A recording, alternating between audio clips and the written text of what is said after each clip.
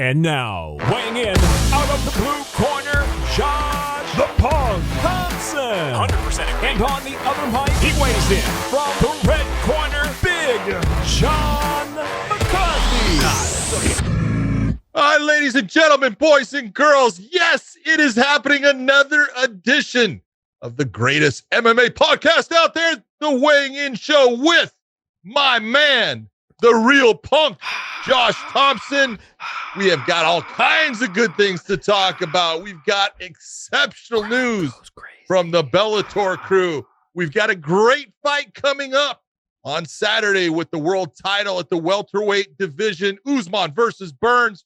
Josh, how excited are you for everything that is going on in your life and the world of MMA? I'm freaking pumped right now, baby. I'm so pumped right now, and I'm so glad you didn't introduce Podcast Dave, because the crowd would have went, boo, boo, boo. Just start throwing tomatoes and trash and cans. Yeah, they would have just, yeah. Anyways, back to myself. It was just good stuff, man. I'm excited. I got so amped up. Everyone's been texting me and tweeting me and pushing it out like, hey, what's going on? Bellator's doing big things.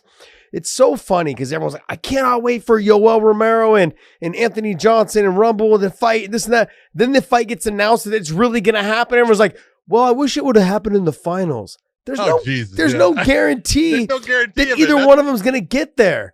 The whole thing. I was trying to talk about, like, hey, like if they do fight in the first round, at least we know we get to see the fight.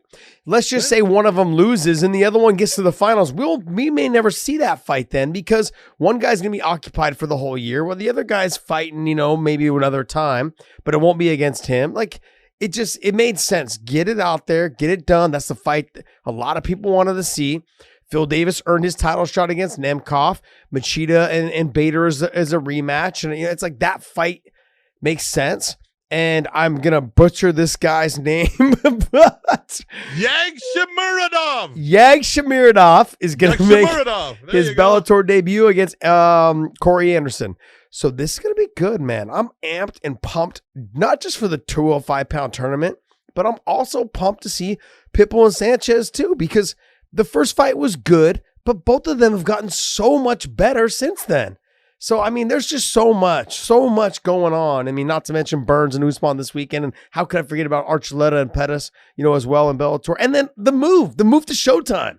Like that's huge. That's because like everyone has this nostalgia about the Strikeforce days. And then I said, look, as much as that brings back the memories, this is bigger. The reason why it's bigger, the quality of guys that we have right now, which people will never give credit to. I know, because I was part of the Strikeforce thing though as well. I understand they're never going to get credit till apparently they go to the UFC, and then they're all going to be great and wonderful there. Okay, but the thing is these group of guys that we have right now are better than those guys.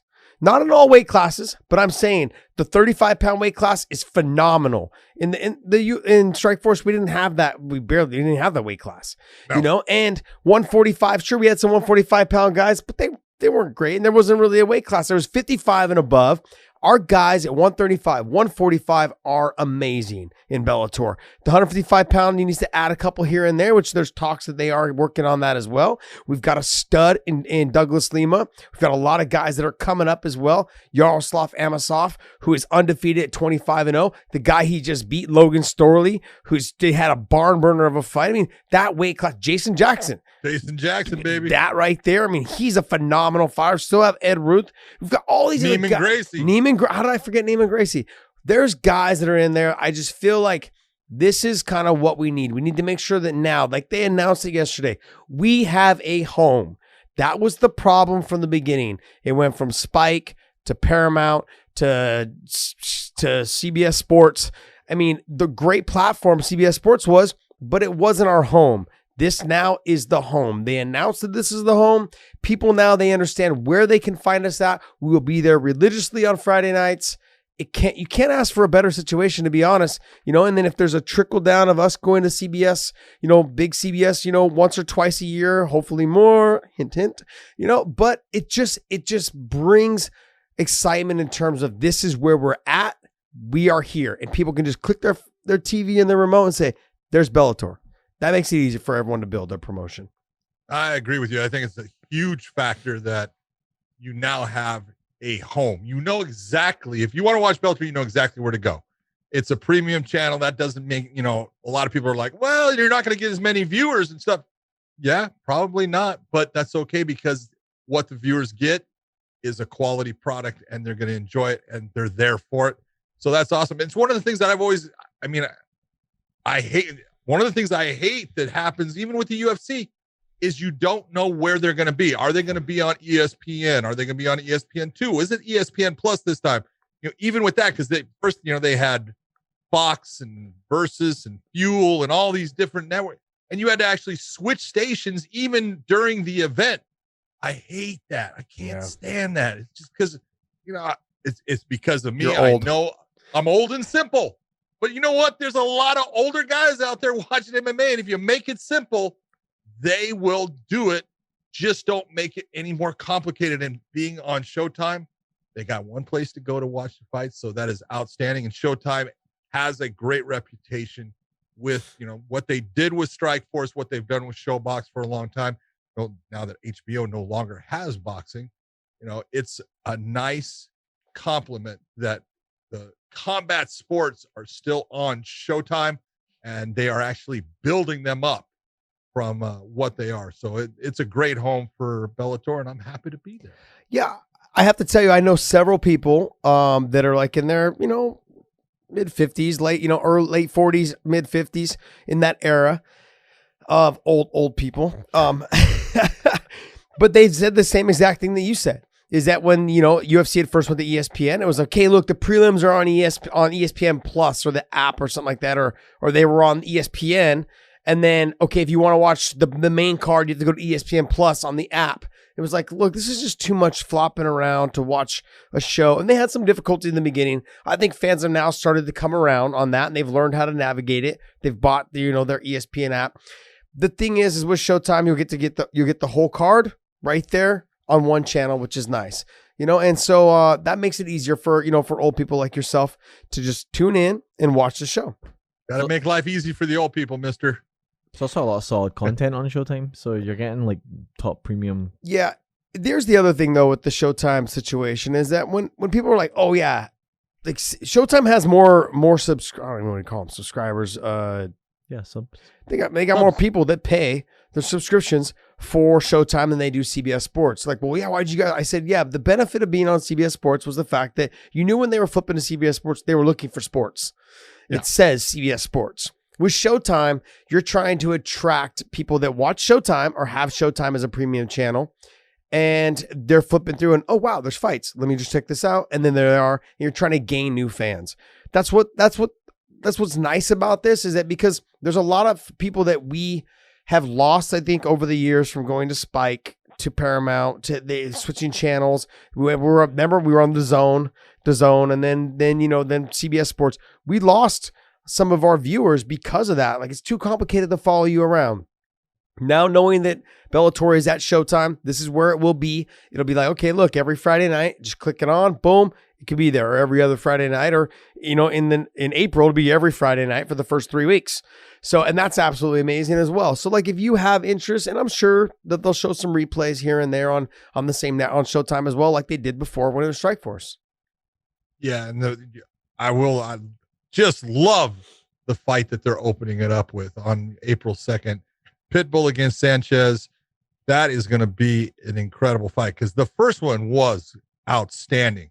It went to that 5th round, and it was anybody's fight. In my opinion, they were 2-2 going into that last round, and Pitbull pulled it out. I thought he won the fight, but Sanchez is a guy, look, he's going to make adjustments, and he is going to push the pace on this fight, and he's the kind of guy that can make the champion make a mistake, and he'll take advantage of it because he's good everywhere. This is one of those, you've got, two unbelievably good fighters facing off. This is going to be just an outstanding start to the Showtime era. I think both of them are just, they're so much better than they were the first time that they fought. And they didn't fight too long ago, which is crazy to think. Like, they didn't fight too long ago, and it was a great fight. Patricio had fought a smart fight in the first 3 rounds, and then Emmanuel Sanchez picked up the pace in the last 2 rounds. It just wasn't enough to get the job done. I think in this scenario where Patricio right now is, when people just exude that confidence and the things that he's, being the champ after, beating Michael Chandler for the lightweight title, those positions, it makes you feel so much better about who you are and what you're doing is working in the gym. And he's just going to continue to grow since these moments have happened, since he's fought Emmanuel Sanchez. Emmanuel Sanchez, though, is somebody that he's just changed a little bit of his game. He went from, he's got now a nutritionist, I think, who happens to be his girlfriend or fiance, I think is, who is there with him 24/7, making sure that he's on track. He said his last fight, he had the best weight cut ever, it wasn't difficult at all. Whereas before he struggled, to get his weight down during camps.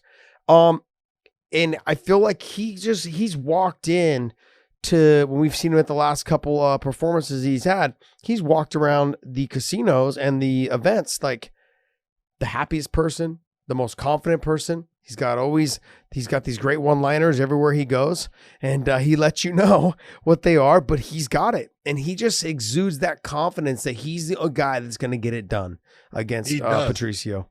He absolutely is so confident in his ability. The real difference is this. Both guys are outstanding on the ground. Both guys have great stand-up games.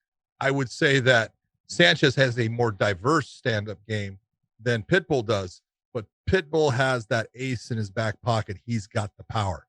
Sanchez is a volume fighter. He hits you with a ton of volume. Patricio, he'll hit you with some volume, but he hits with power, and he just relies on that power to get the job done, and it has worked for him so well throughout his career. I know he's going to go in there and he's going to try to establish himself in the center of that cage. Let Sanchez have to come towards him, and then he'll try to pick his spots while Sanchez is trying to put that volume on him. It's going to be really interesting to see how they just alter what occurred in that first fight coming into the second fight, what they're both going to try to change. So, okay, well, let's get into the fact that, like, the winner of this is going to fight Aj Mckee, who's basically the hottest prospect at 145 pounds in the world right now. ESPN had him the top number 1 fighter. He was number 1 under 25 and under. 25 and under. If you're 25 years old and under, he was the number 1 prospect in the world. And that's what ESPN says, and I couldn't agree with them more. Just, wanted to make sure that everyone understands that ESPN said it, not me. But the thing is, what people don't get is how big Aj Mckee is. Yeah. I mean, he would be it. I think he kills himself to get to 45. He's just been fortunate enough and young enough. Yeah, and he's young enough to get down. But I think if he is able to beat Patricio, I could see him going to 55 and trying to test it out there as well. He's a big guy. When people talk about Max Holloway being big, I mean, I would say that Aj is probably a little bit bigger than him. He's at least as big. He's as tall, and he's more muscular. Yeah. He carries more muscle on his frame. He's just a super athlete. Yeah. And just the way he has grown up with the man that he grew up with, he is bred to be a fighter. He's a good person. He's a good human being. He is an incredible athlete, and he is an incredible fighter. You could take everything, when they're talking about, his run through this tournament, because he's going to have to win 4 fights to win the Grand Prix. He's already won 3. And you take a look at those 3, he had an 8-second knockout of Georgi Karhanian. He had the fight with Derek Campos that went into the 3rd round, but he blew out his knee in the 1st round and tried to get the fight over with quick, kind of got a little tired, and then settled in and got the submission. And then look at the submission that he got against Darian Caldwell. Most people have never seen. I think it was Luke Thomas is the one that named it the McKeeatine, even though it's not a choke at all. So you really can't call it a guillotine variation. It's a neck crank, but he's the guy that pulled it off. He pulled it off in a high level fight with an ex-champion. And right now he is El Fuego. He's on fire, Josh. I mean, he is just oozing with confidence. He believes. This is a guy that wrote himself $1 million check when he was a kid. And now I think Bellator might be writing him one too, if he can carry this with one more win. Okay, so let's do the comparison. If he fights Patricio, he's got his hands full. I don't think he can sub Patricio. I don't think he can take Patricio down. But I do think on the feet, he does pose problems for him because of the reach and the speed and the athleticism and the way he moves side to side and that footwork. I think he poses a big threat for him on the feet, but he's got to stay out of that punching range of Patricio because if you touch that chin, man, it could be over. It doesn't matter who you are. If Patricio touches your chin, it could be lights out. No doubt about that. But the one thing that is different, you know, if you're going to take that matchup and say, all right, we talked about Patricio against Emmanuel, and Emmanuel being a volume fighter. Look at AJ, he's got power. Yeah. AJ can put your lights out too, and AJ has length. So Patricio is going to have to make some adjustments, and his footwork has got to get him inside. He is not as fast as Aj Mckee. You know it, and I know it. Yeah.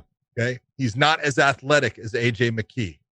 So he's definitely not as tall or as long as Aj Mckee. He's got a lot working against him in this fight. The one thing he does have, he's got experience. He's got confidence. He's been there. He's done it. And he always seems to find ways to pull those off. But against Aj Mckee, I think it might be his most difficult fight if he gets to that and gets past Emmanuel Sanchez.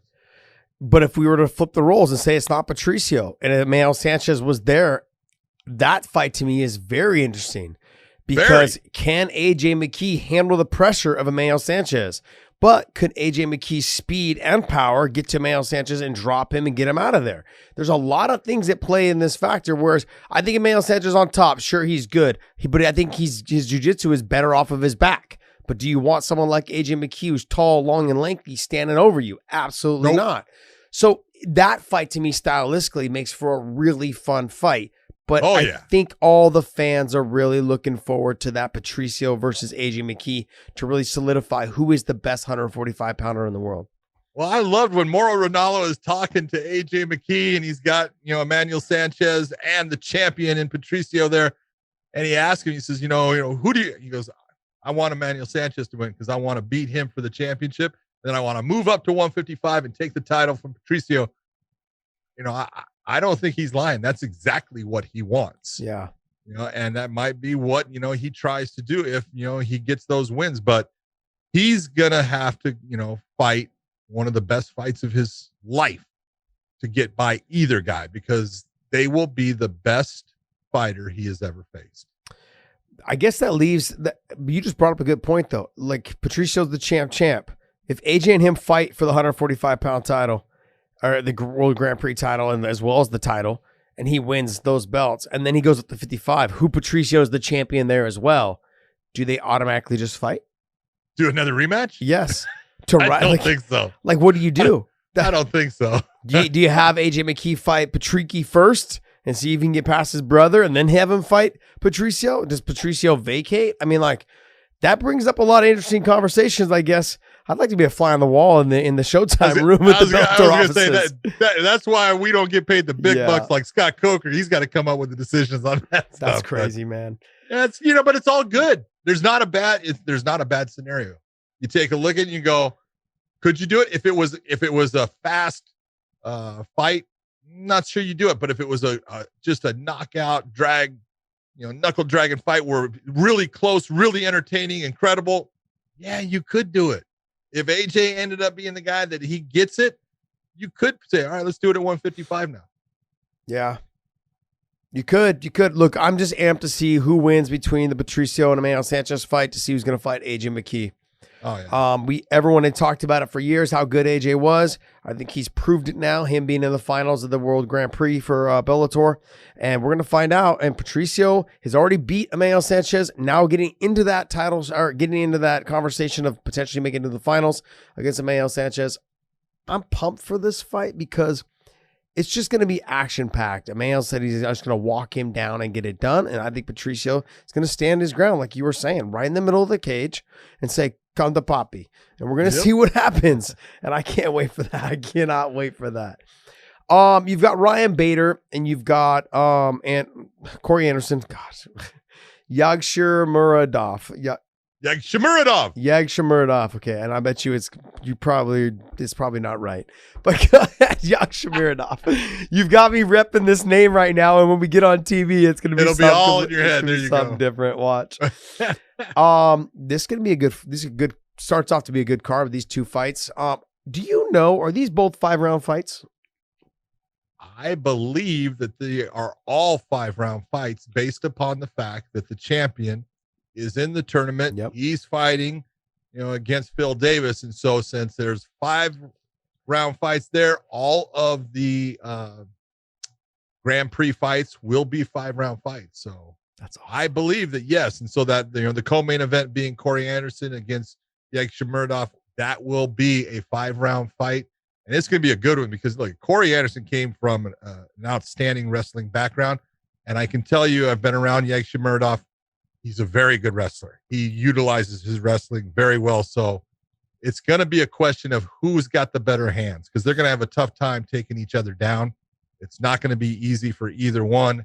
And, Corey Anderson has proven that he's got good stand-up when he utilizes his wrestling, but I don't think he's going to be able to utilize his wrestling real well against his opponent. He is a good wrestler, comes out of ACA, and he was the champion there. He's a tough dude.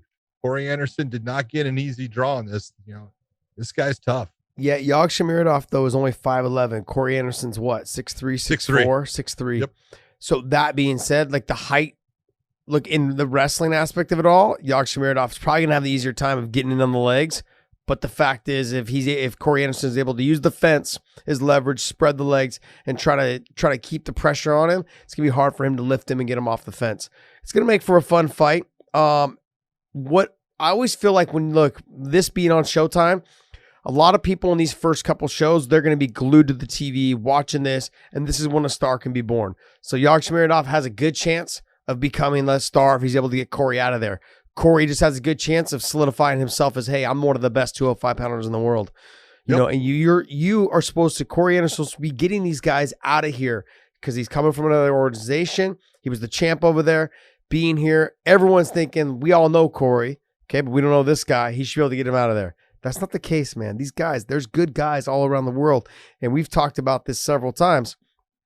There's great guys in ONE. There's great guys in the PFL. There's great guys in ACA.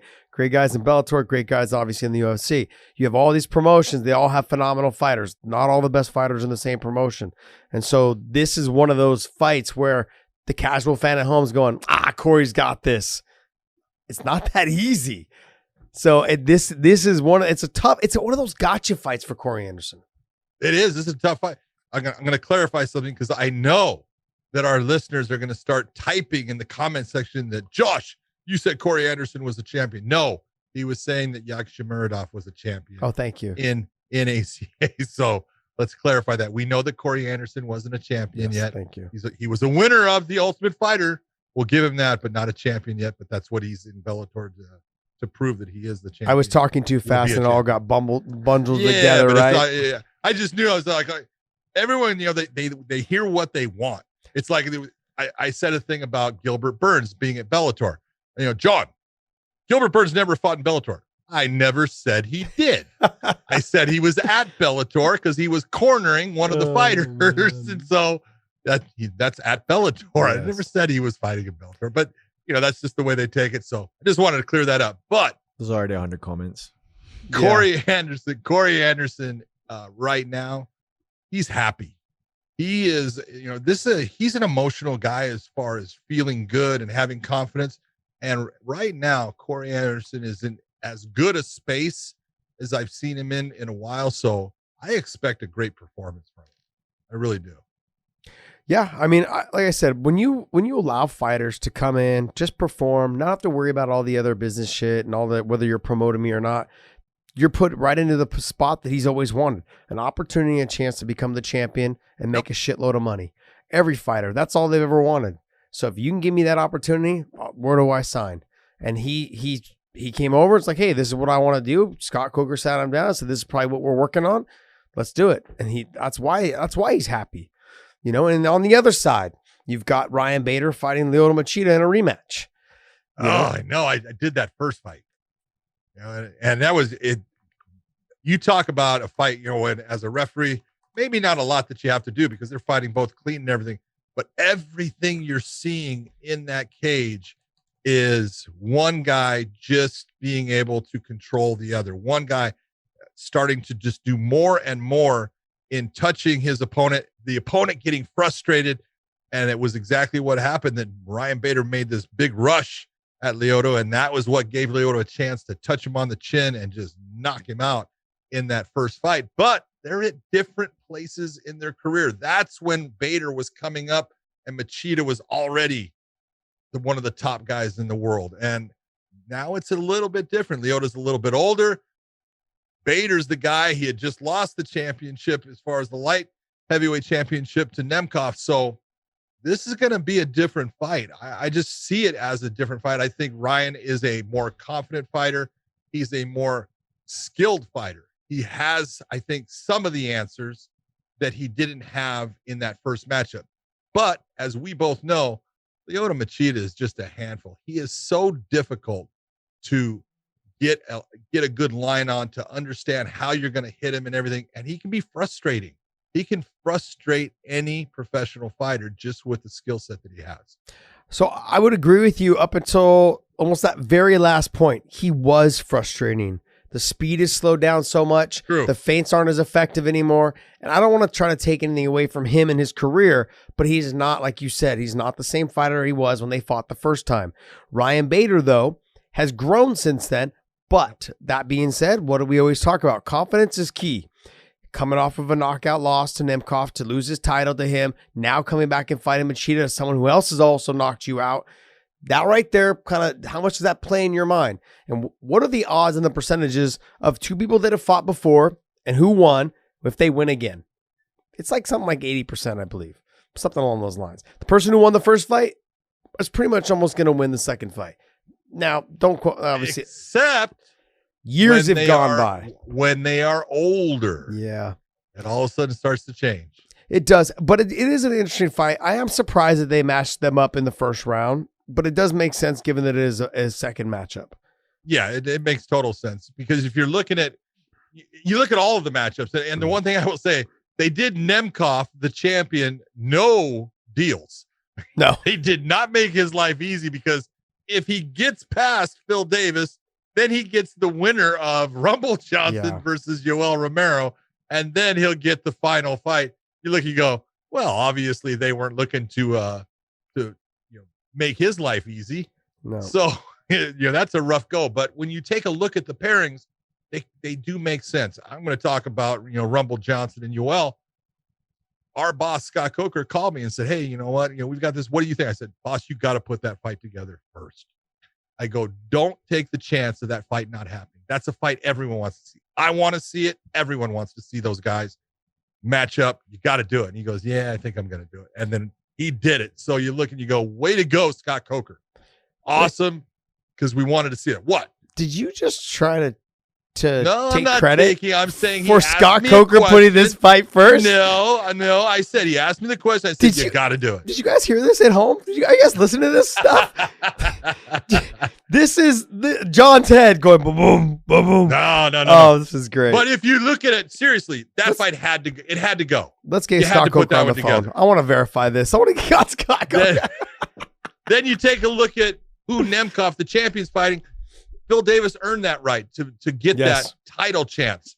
So that makes sense. And then you take a look at the first two, Bader against Machida makes sense because it's a rematch. And you can build something off of what occurred the first time, where Corey Anderson, one fight into Bellator, going against the guy who is the newcomer who hasn't had any fight into Bellator. It makes sense. Their matchups make sense, and I like the way they did it. Yeah, I agree with you. They didn't do him any favors. Nemkov, he's fighting Phil Davis in a rematch. But let's talk about that rematch. That first fight, though, Nemkov had beat Phil Davis up for the first 2.5 rounds, or two rounds, I should say. And then in the third round, Phil started coming on and getting his work done. And had that been a 5-round fight, we may see something different. We may have seen something exactly different. Right. And so we've got to see what Nemkov can do for the full 5 rounds. And Phil Davis is someone who doesn't fight at a fast pace, but he's always in phenomenal shape. He's always somebody that will continue to push the pace. What you see in Phil Davis in the first round is probably what you're going to get out of Phil Davis in the fifth. And so that being said, this is going to make it a really interesting fight because if I'm Phil Davis's coach, I'm thinking, let's drag this into the third and the fourth round. Let's survive. Let's let him use all of his tools. Let's make him work. He's fast. He's explosive. Yep. Let him just blow all that out in the first round and a half. Well, let's wrestle him a little bit. Let's press him to the fence. Yeah. Let's try to get those takedowns. Hold on. Whoa. Did you say wrestle and with Phil Davis? Never happens. I'm always talking to him. What's with you don't wrestle anymore? He goes, John, it's hard. It's hard work. Ed Ruth, same stuff, right? Ed, you gonna start wrestling anytime soon? Like, that's why I say, man, if you wrestled at Penn State, as soon as you leave, you never want to wrestle again. They feel like they don't need another trophy of all the trophies they already have. I mean, geez, man. But Yoel Romero and Anthony Johnson. Look, I've known Anthony for a long time, since the beginning of his career, pretty much. And Yoel Romero being 44 years old. AJ, I think, is 36 now. Yep. It just made sense for Scott Coker, not Big John McCarthy, to put this fight together. Okay, Scott Coker to put this together. It makes perfect sense. I think. Just take credit for Anthony Rumble's career. No. Yeah, why are you trying to take credit for Anthony Rumble's career? I've known him. Go, Dave. Go, Dave. Go, Dave. Go ahead. You know what? I can replay some footage of him giving me credit for his career, but I don't have to do that. Oh man! But AJ, look at that. AJ though, in this fight, the reason why I like this is because, like you said, there was no for sure that this was going to happen later on. It wasn't guaranteed that they would both get past the first round, and no matter who they had fought. Let's just say you put Yoel Romero against Ryan Bader, or you put, like you've already seen Yoel and Machida fight before, Rumble and somebody else. I mean, it didn't make sense. When they had first signed, it made sense for the two of them to fight. It was like, look, both of you guys, 136, 144. We're having the 205-pound light heavyweight tournament. Let's just get this fight going so everyone gets to see it for sure. The other thing as well is that we're talking 3 fights back-to-back in April on Showtime. There's no better way to start this month than to watch these guys start off in the card. Do you know what I mean? Like, you have this fight. You need to have it. You need to have it in your first couple of shows, your first, second, or third show, whatever it is in that first month. It's got to happen to bring the explosion they need to the new network, to Showtime. And I think it was brilliant for them to do this. Oh, it's every fight they did, as far as the thought that went in behind it, you got to agree with it. All the matchups make sense. There's something behind each one of them to a point. So I love the way they put this together. I love the fact that they have the featherweight, as far as the last semifinal coming in, and we'll know who's going to be in the finals against Aj Mckee the very first time on April 2nd. That's awesome. And then this starts off the next week. This is going to be fun. I'm excited. I'm very excited. Come on. Yeah, April 9th will be Ryan Bader and Machida and Anderson versus Yagsher Miradov. Gosh, this is gonna be horrible. I'm gonna be at the desk just butchering this poor man's name. Oh, it's horrible. And then on April 16th, you got Nemkov versus Davis. You got Anthony Rumble Johnson versus Yoel Romero on April 16th. Then in May, what is it? May 2nd? Go back. May 7th. So May 7th, you got Juan Archuleta versus Sergio Pettis. What a fight that's gonna be. Yep.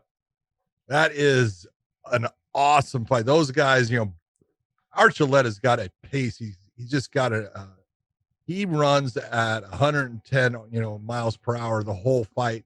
But Pettis is the guy that can take advantage of that at times. He's got just beautiful technique, great skills.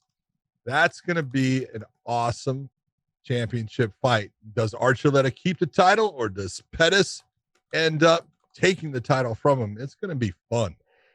What I want to know is how Pettis adapts to the way that Juan Archuleta changes the angles, because you can take a lot of top strikers, and then you look at Dominic Cruz, and you look at TJ Dillashaw and how they've made that style effective against top strikers, mixing up the wrestling with the head kick, with the overhand rights, with the, all those things, putting it together.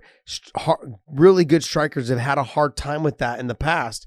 And if Juan can do the same thing, and how Sergio is going to adapt to that Juan does, as well as the pace. We saw Juan Archuleta set that pace against Patchy Mix And Pachi wasn't able to make the adjustments after the first 2 rounds, and he just started to slow down. And Juan was able to start touching the body, and make it even worse for him as the fight went on. All those things set up Juan's wrestling against Sergio Pettis. But Sergio's no slouch off of his back either, though.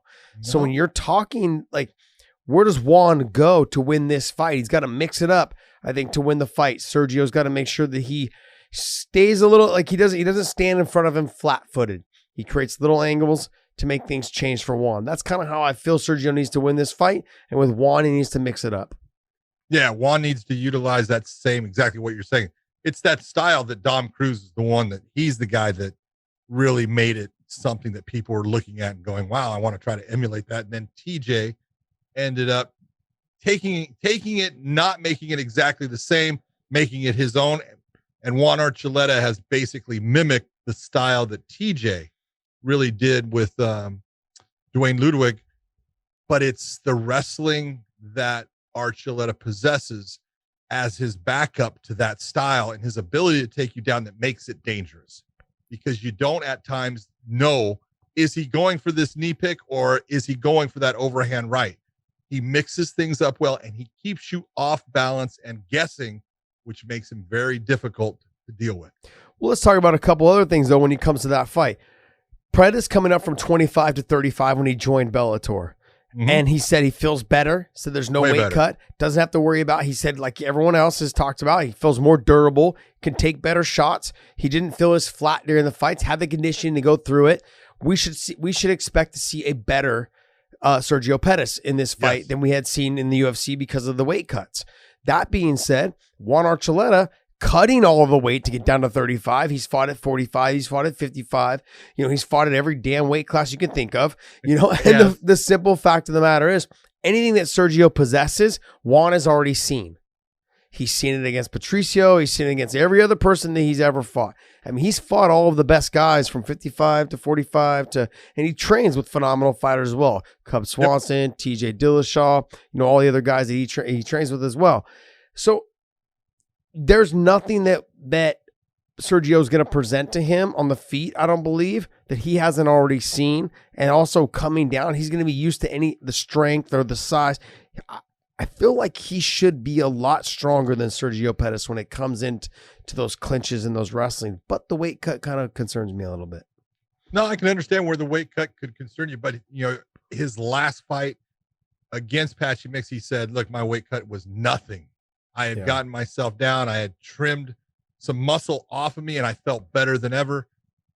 I think he's got it down now. And so I don't think that, what we saw in the Aj Mckee fight, obviously weight cut had no problem because he utilized his conditioning as a weapon.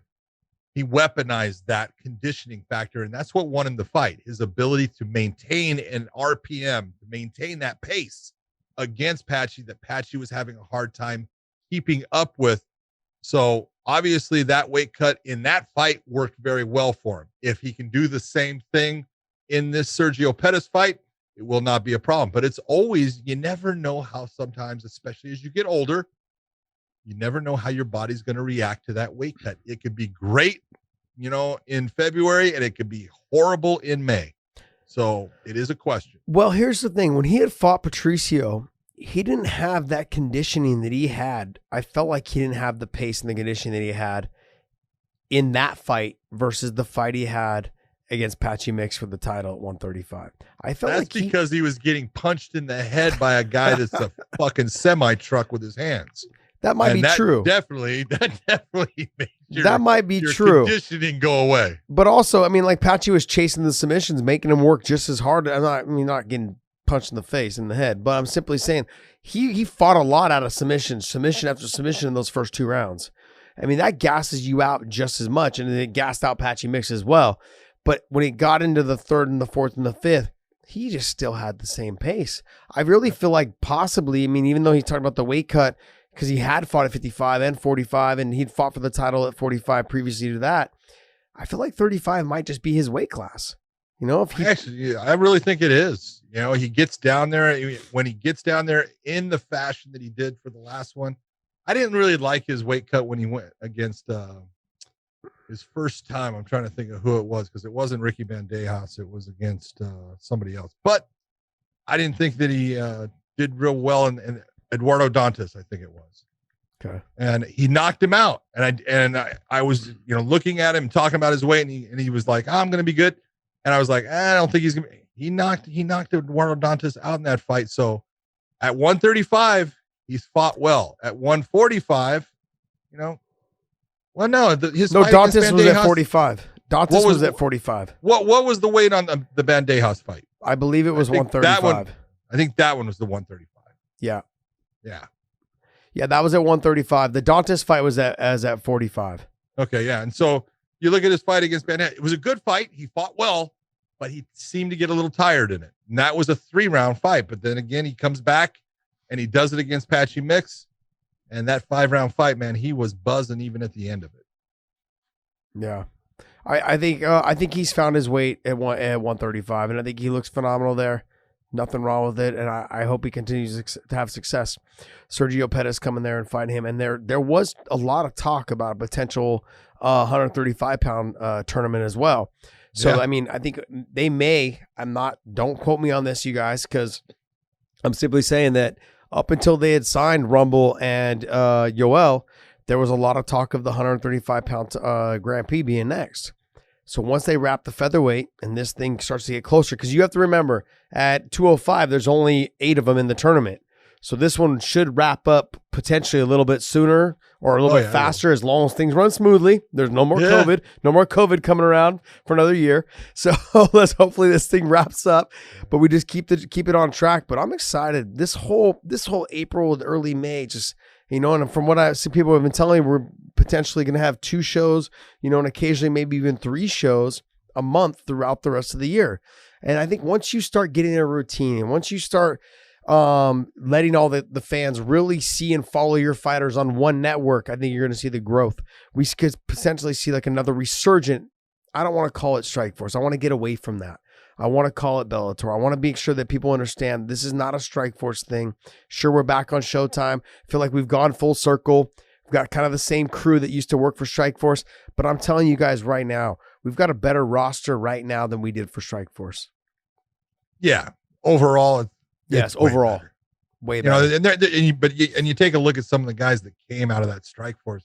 Not even talking about guys like you, but guys like, come on, man. You take a look at Luke Rockhold and Jacare, Tim Kennedy. That was the 185s. You're looking at some studs in there, and there were even Hodger Gracie at the time was fighting 185. Tyron Woodley, Robbie Lawler. I mean, like, tons of guys. Tyron was welterweight, but Robbie was a middleweight in Strikeforce. So there's just some great talent. DC came from Strikeforce as the Grand Prix champion for the heavyweights and stuff. Strikeforce had some great talent. Yeah, it was a fun promotion. So this is completely different, and overall the talent here at Bellator is better than the talent there, and you can see what that talent did when it went over to the UFC. So, well, I like to 6 months ago, I had said probably about 6 months ago, I had said, you're going to see changes, I think, in Bellator. You're going to see changes in terms of what we're seeing right now. This is what I was alluding to. They're looking to find the best fighters they can to fight the best fighters that they have. And that's what they're looking to do. I mean, you're going to potentially see other great fights, coming up as well. Like we talked about the other day, is Yaroslav Amosov potentially fighting Douglas Lima, or Neiman Gracie potentially fighting Douglas Lima. How those kind of fights. You have Logan Storley, who had a great fight against Yaroslav Amosov. What's next for him? I'd love to see him and someone like Neiman Gracie fight. Think about that.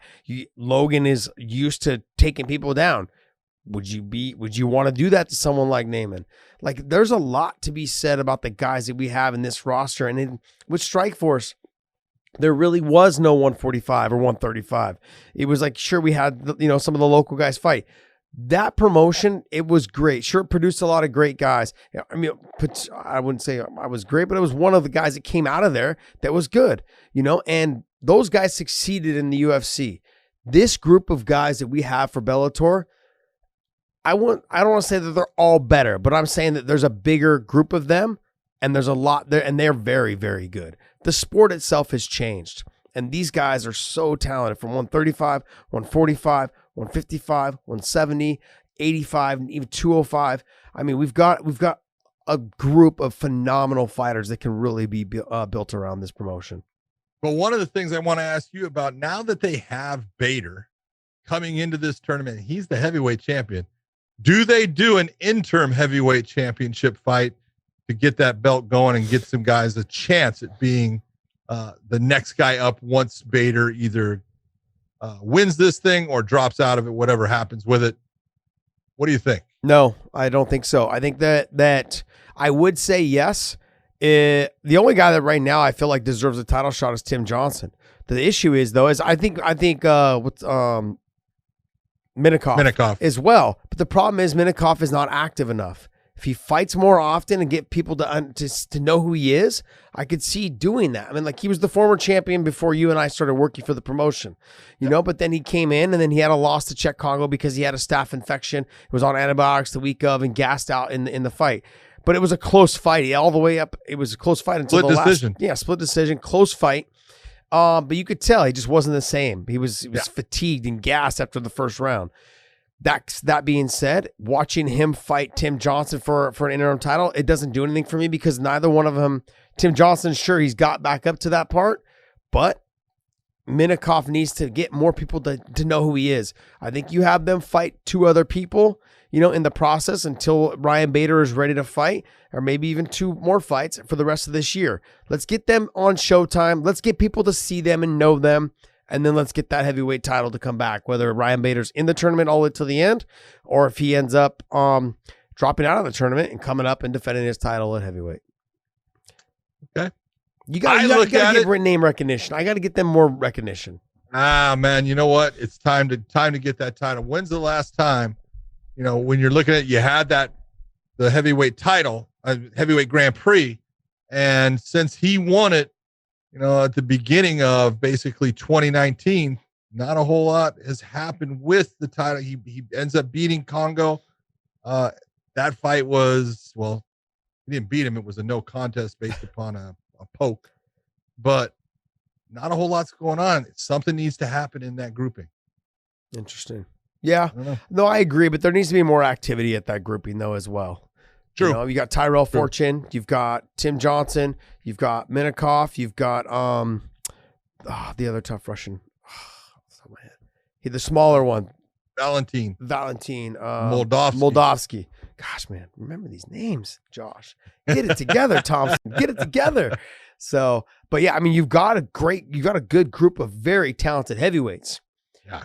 They're just not as active as we would like to see them be, as I would like to see them be, just to be honest, to get people to actually start following them. But wouldn't if you have at least an interim title up there, don't you get them more active? No, you have a champion. Why can't they get there to the title by themselves, fighting other guys? Because you have that champion that's sitting there in another tournament in another weight class. Yeah, but that's what's going on with Patricio as well at 155. Well, but he was prior already. You're stuttering, John. You're stuttering, buddy. He was the featherweight champion. He's only had one lightweight fight. That was the fight that he ended up beating Chandler, who was the champion. So that makes sense. This one, I think there needs to be an intern. Well, I think what happened was, even at lightweight, things kind of stalled out in the lightweight division after Patricio beat Chandler. It kind of stalled out. There wasn't a lot of activity in those guys fighting. Peter Queally got hurt, broke his hand. Patricio, was supposed to fight several times. They went and fought in the Ryzen tournament. So things kind of got stalled in that weight class. Same thing I feel like in the heavyweight division. Sure, Tyrell Fortune, he fought Tim Johnson. He was the rising star. Okay, this could be the guy that's going to fight, Ryan Bader or, Minikoff or whatever it was. Then he got knocked out by Tim Johnson. Tim Johnson goes over to France and fights Czech Congo. There's these fights that all happen, but it just didn't work out the way that I think. It's kind of just stalemated for a little bit. So we got to bring that back to light before we can start saying, this guy's going to fight Ryan Bader for the title. Someone's got to rise to the top. The cream's got to rise to the top right now. And it's not there yet.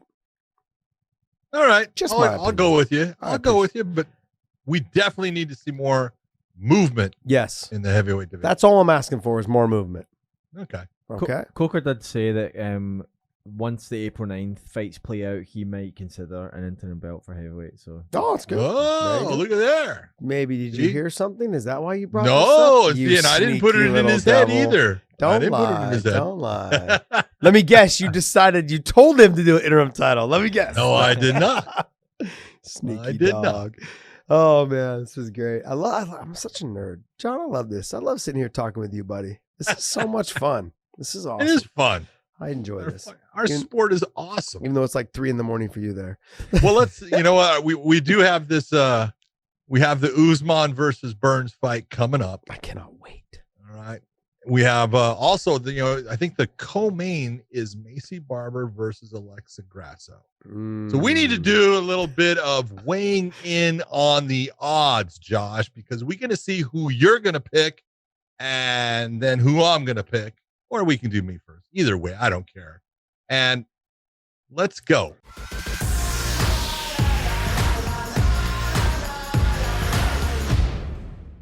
What do you think Gilbert Burns versus Kamaru Usman? Now, let's put it out.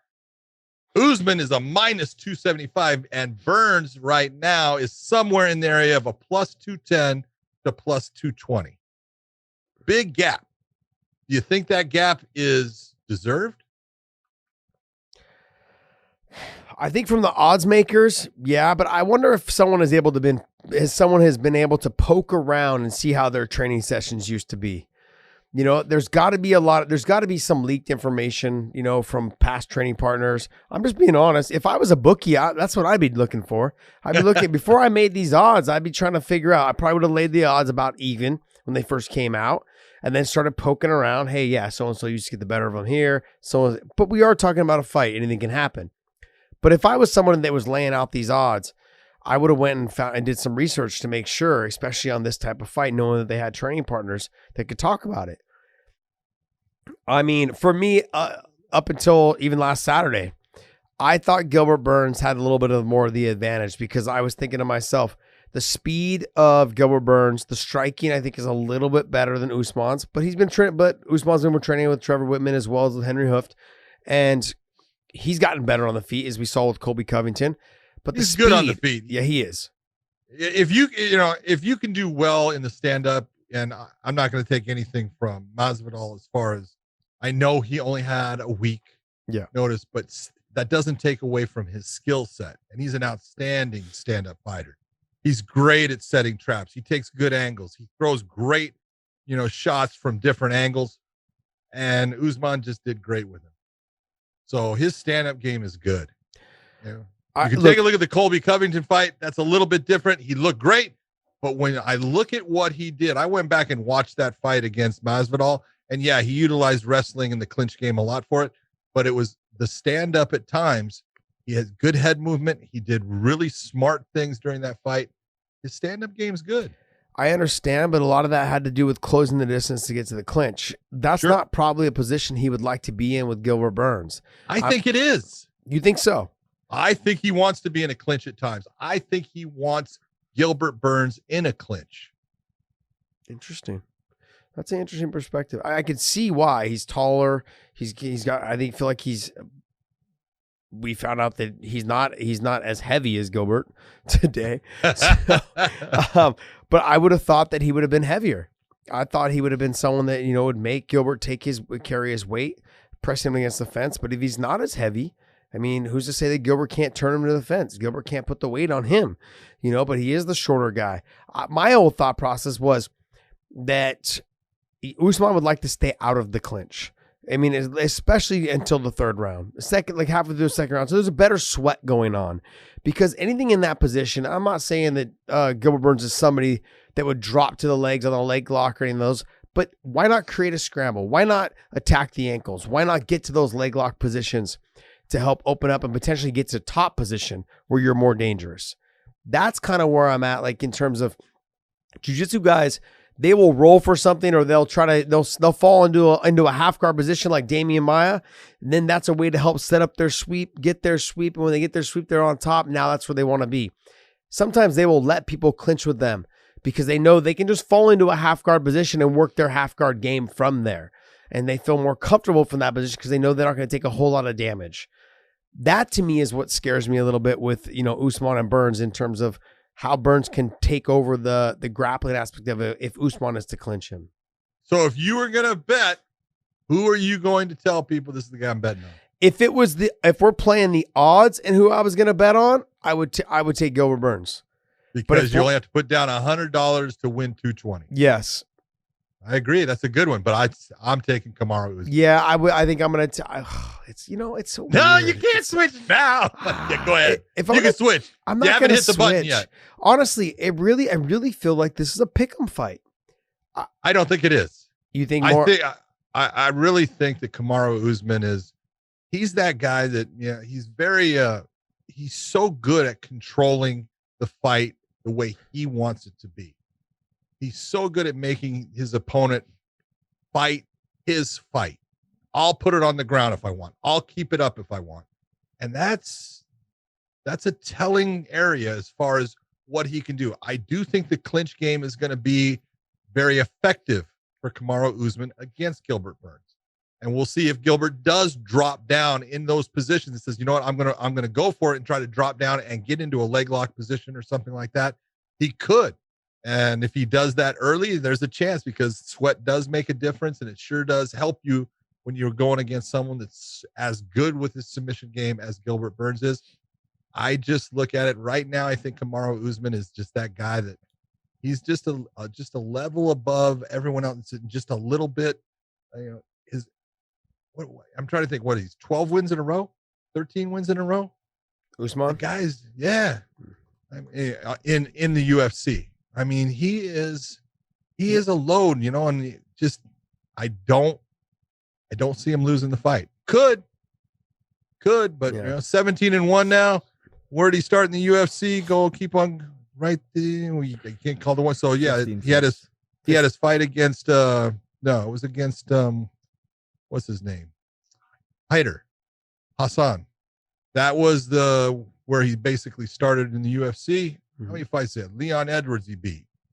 Look at all the guys that this guy has beaten. Worley Alves, Sean Strickland, who's a good fighter, tough dude. Damian Maia, RDA, Tyrone Woodley. I mean, he hasn't fought slouches. He's fought good fighters, just like Gilbert Burns is a good fighter. Yeah, no, I agree with you. What I want is for fighters, if you guys are, anyone that may potentially fight for the title, if you guys are in the 175-pound weight class, and you guys may potentially end up trying to get to that Kamaru Usman, or you're right there in that mix, Leon Edwards, Chimaev, then you guys need to pay very close attention to what Gilbert Burns does, because there's a lot of things that he knows about Usman that he's going to pull right out of his hat, and you're going to see what those things are. And you got to maybe potentially think about, like, when I do fight him, those things obviously work. So if Burns is throwing those, that could be a game changer in terms of how people, because like this is how he could be writing the blueprint. Yep. He could be writing the blueprint that everyone tries to use from now on in fighting Kamaru Usman. And you got to figure, there's no doubt when these guys faced off against each other, how many times in the gym as teammates.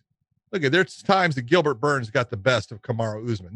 That just happens. Yep, it does. And there were times that Kamaru Usman definitely got the best of Gilbert Burns. But the one thing you do learn is you learn what you can be effective with, and what you go, I just can't make that work against that guy. Yep. And so it's going to be an interesting fight. I'm really looking forward to it. And I'm just saying, those guys at 170, you guys got to pay close attention to what's working for Gilbert Burns, because if Kamaru Usman is still getting hit with those techniques and those positions, that means he has no solution for him yet. So he, like you said, Burns could potentially be laying the blueprint for every 170-pounder on how to beat him. Yep. So Leon Edwards, Chimaev, Colby, all you guys got to start thinking about working on that type of detail. But Burns also brings something to the table that those guys don't have. That's world-class jiu-jitsu. Colby Covington does not have world-class jiu-jitsu. Leon Edwards, he's got good jiu-jitsu, but it's not world-class. You know, and Chimaev, he's got good wrestling, good, decent stand-up, but it's not world-class jiu-jitsu either. So when you're talking about those top group, and Stephen Thompson says he's got jiu-jitsu, but it's not world-class either. So when you're talking about guys at 170, there's not a lot of them that have that. None of them have that world-class. You have Damian Maia and you've got Gilbert Burns. in that weight class, I believe, that have that type of jiu-jitsu. So if you're looking at him, I'd probably pick something else besides the jiu-jitsu part of it. That if you see what he's doing that's working, pick that and say, hey, that's something I can build on and go from there to beat Usman if you get there. So, all right, Macy Barber against Alexa Grasso. Now, Macy Barber is the underdog. Now, she's coming off of a bit of a layoff because of the knee injury and stuff like that. She's plus 110, while Alexa Grasso right now is minus 130. What do you think? I think it's fair odds. Given that Alexa Grasso has been healthy. She's been able to fight. She's being active. Macy Barber coming off the loss because of the torn knee. I think the layoff itself, is she going to be confident in the knee? I think that's everyone's perception. If you're not a casual fan at home, you guys should understand, athletes, there's a little bit of that in the back of your head. Can I get through a fight? Training's one thing because you got knee pads, you got knee braces, you've got shin guards on. You're not getting kicked. You are getting kicked hard, but it's not bone on bone. And little things like that, they make a big difference when you're taking a shin to the knee. You know what I mean? So, will that be a difference? Will she have the confidence to take that and check that kick or whatever it is? So that makes that. I want to see how she deals with that in the first round. I think after the first round, we'll see who she really is in the second and the third, because the jitters will eventually go away. The adrenaline will fully kick in, and she'll realize that her knee is strong enough for her to go ahead and fight the way she wants to fight. But Alexa Grasso, man, she's good. She got a lot better as well. She seems to be continuing to get better. I think she was cutting down to what, 155, 115? Dude, 115. Killing herself. Yeah, 155. She's killing herself to get to 115. This is definitely her weight class. The flyweight division is where she should have been from the beginning. Yep, and she looks good. I think the weight cut definitely was hurting her, and now she's back up. Now she is up. I think she's found a home. She's going to be good. I'm not ready to say she's going to beat Valentina Shevchenko, but I'm ready to say that this is going to be a good fight. I think people, because of the odds, may say that Macy Barber won't be ready, but I think she's going to bring the game to her, knowing that she missed out on almost a whole year of not being able to compete. I was someone that had injuries several times, 16 months of being out, and you know what you are at that age? You're extremely hungry. You're amped up, pumped up, ready to get back. She probably did all the extra work because she missed it so much, not being able to do shit sitting at home, and I think you're going to see someone who comes out with a ton of energy, probably a ton of conditioning, and she's going to bring the fight to Alexa Grasso. Now, can Alexa Grasso handle it all? We'll see. I'm amped for the fight because, you know why. It's going to be a fun fight to watch. Yes, I know why, because you're not Stephen A. Smith and you enjoy women's MMA. Yes, I do. Yes. Okay, that's good. So, all right, but you're not telling me who's if you're putting money on the line, who you going with? I want them both to like me, so I'm not gonna say. That's horrible, you coward. Oh, if I'm gonna lean though, I'm gonna say Alexa Grasso. Alexa Grasso, okay. Yeah, it's funny. She's ranked at 15. Macy Barber is ranked at 10. Yeah, but Alexa Grasso is the favorite in this fight. Not a big favorite. It's close. It's close, but she's definitely the favorite. I think it has to do with the fact that Grasso looks better, and it seems like she feels better at 125. Yeah, she looks much better at 125. But they're both stand-up fighters, and they're both going to brawl. It's going to be fun. Kelvin Gastelum versus Ian Heinisch. Yeah. I will never go away from the MMA version of Roberto Duran. Kelvin Gastelum gets it done. I will put down the extra money. He's minus 225 right now. I believe he takes this fight from a very tough guy in Ian Heinisch, who's a good wrestler. He's a brawler, but he ain't Kelvin Gastelum. Click on Kelvin for me, please. He hasn't. No, go to his record if you can. He hasn't been the same fighter since he fought Izzy, though. Is he? Yeah. I mean, don't get me wrong. I still love watching him fight. He just hasn't been the same fighter. And I've said this for the longest time. A lot of fighters after a fight like that, they're not the same. We've seen it with Junior when he fought Kane those 3 times. Yeah, that's different. 2 times. I mean, yeah. But I mean, those were 2 fights like that. Yeah, 2 fights like that now. And Kelvin's was tough against Izzy. That 5th round, I know. brutal. Brutal. And it's those types of rounds that can alter your career for the rest of your, career in the fight game. Yeah, exactly. Alter, what you can do. It's just, this is where I talk to people all the time. They're saying, oh, he should do that. Man, you don't understand. There's times you walk away from that cage the same as you walked in. And there's times that you'll leave little tiny bits and pieces of you, but you're walking out okay. And there's times you leave big chunks of who you were in that cage and you never get them back. Yeah. This is true. You could be right. You could be right. Yeah, this is very true. I'm a homer when it comes to Kelvin Gastelum. I love the MMA's version of Roberto Duran. I think he's fun to watch. So you're saying you would bet you're saying you'd bet the 225. I'd bet the 225, and I'm a homer. I admit it. I am not betting so much with my head, but more with my heart on that one. Next, there was another card. Jim Miller and Bobby Green. Oh, I'm a Bobby Green fan. Not that I don't like Jim Miller. I'm a Bobby Green fan, man. And minus 278. Jim Miller's a plus 215. That's a hard one to walk away from, but Bobby Green's going to win that fight. Yeah, Jim's got the ability to win it by submission, possibly, if he can get it down. But Bobby's good. His submission defense is good, and he's fast, and Jim's not now. Yeah. That's the difference. Yeah, I mean, Bobby's just been so active lately. What do you have? 4 fights in like 4 months, 5 months? He had something ridiculous. I want to say it was. Yeah, we had that. He ended it with a loss, but it was a decision, and it was one that a lot of people thought he won. Yep. Against Thiago. Yeah. It was a close fight, but he beat Clay Guida, he beat Lando Venata, and he beat Alan Patrick. And then those were all within a couple months of each other. It was June, August, and September. Jeez, 3 fights. Yeah, and then in October, I was getting to that. Okay. Then he fought Thiago Moises at the end of October on Halloween. He took July off. He needs some. Probably spent that much time at the bank cashing all them checks. Good for him, man.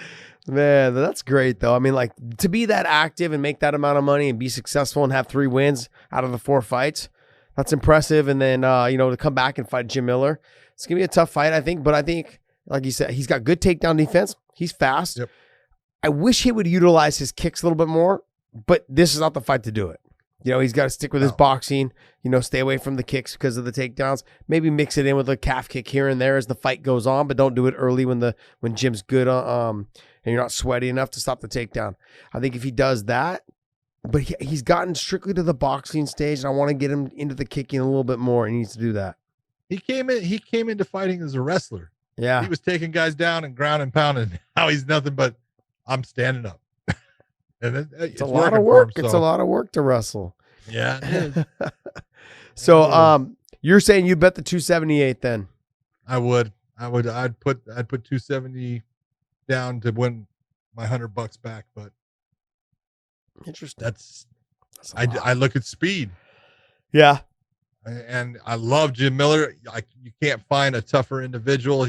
He is just a workhorse of a fighter, but he is getting older and he is slowing down. Yeah. And when you slow down against a guy like Bobby Green, man, that's tough. That's true. True. What else is on that card? There's that's the only fight you didn't talk about. All right. Let me see. Scroll down a little bit more. That's a good fight. In the prelims with Bilal Muhammad against Diego Lima. Yep.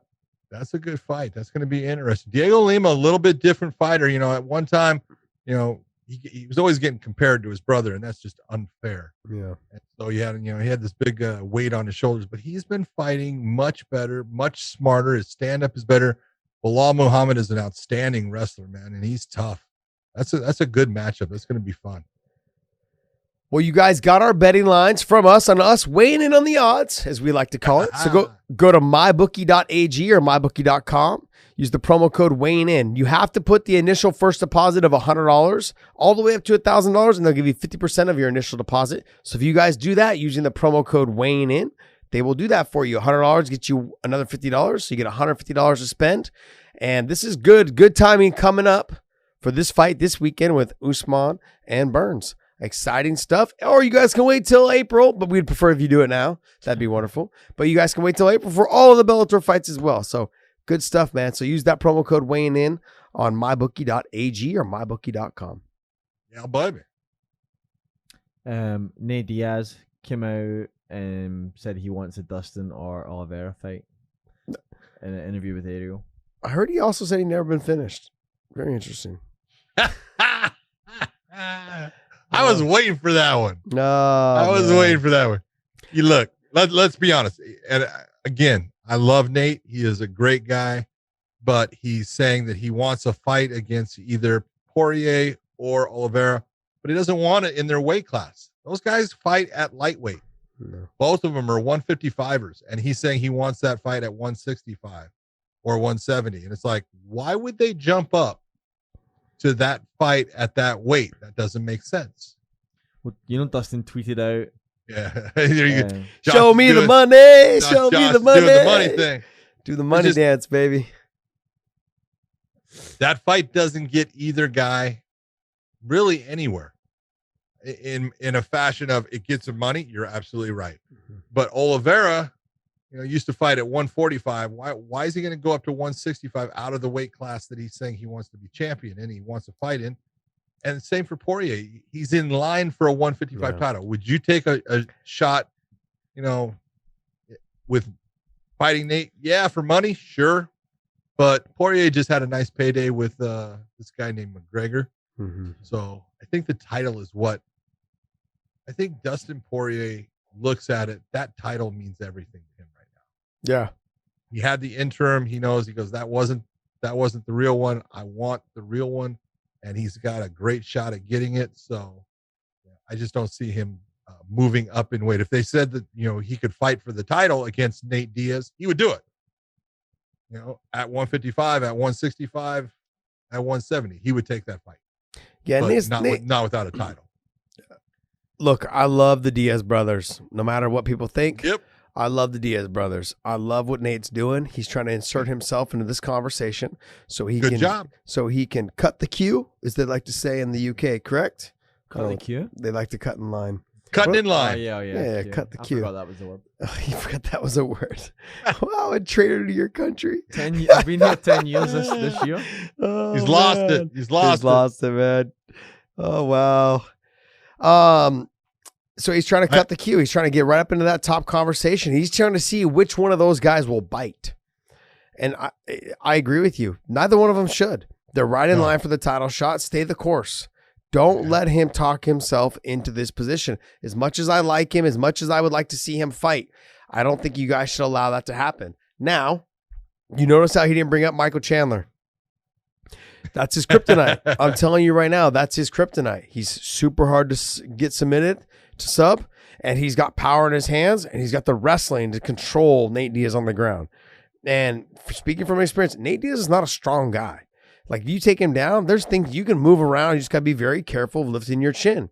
And Michael Chandler is phenomenal at stopping submissions. And you've talked about this several times. His submission defense is absolutely phenomenal. So when you're in that conversation of the guys at 155, I'm surprised he didn't go after Justin Gaethje.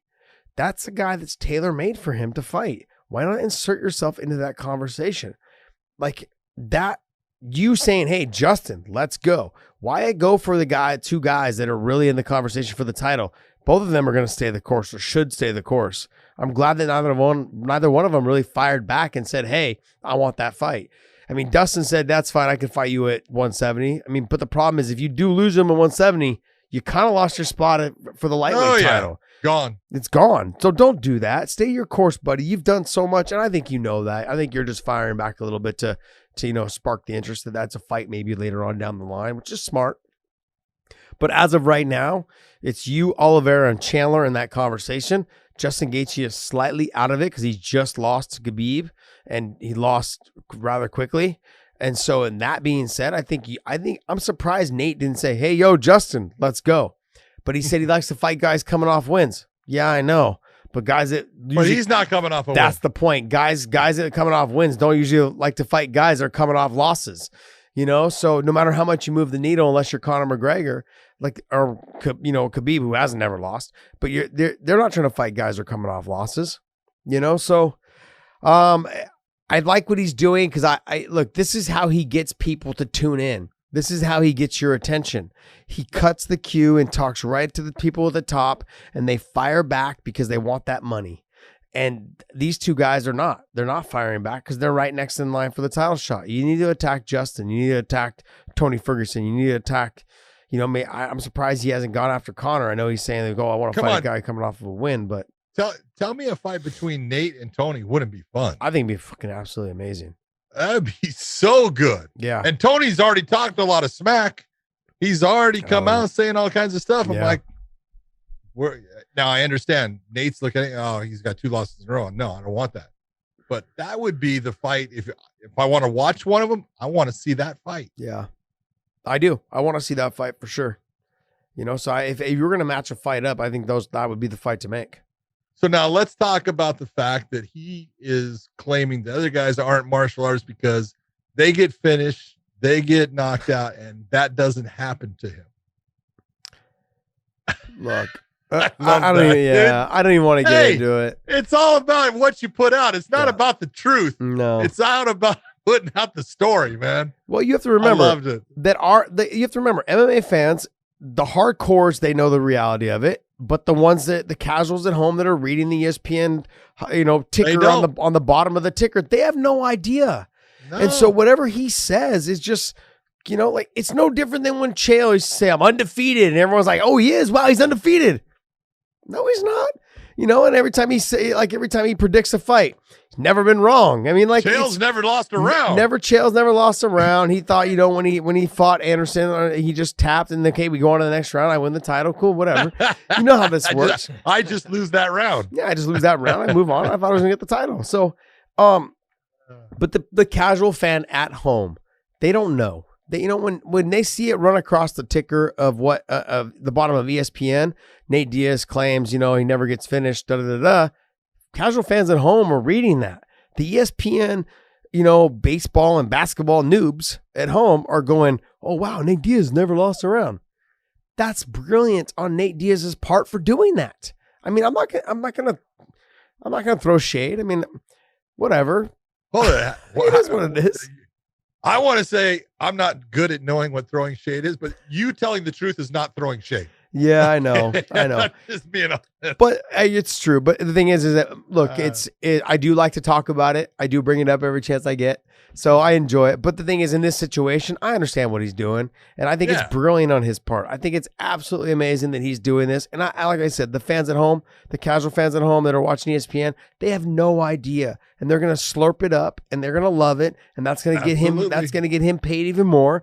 And like I've said always, I will support whatever gets the fighters paid more. And whoever he fights is going to get paid more because of the shit that he said. So go on, boy, do your thing. I love it. I appreciate it. I actually, I'm a little envious, man. I'm upset. I never did the shit you did when it came to that type of stuff. I just couldn't do it. It wasn't me. Some guys talk shit. Some people do what he does and they're brilliant at it. It wasn't me. Well, we've got something for our fans since we got this big fight coming up. Wait a second. I have one more thing before we get to this great thing. I have one more thing to get to this thing. Can you pull up the 135-pound weight class? The UFC one? Yes, please.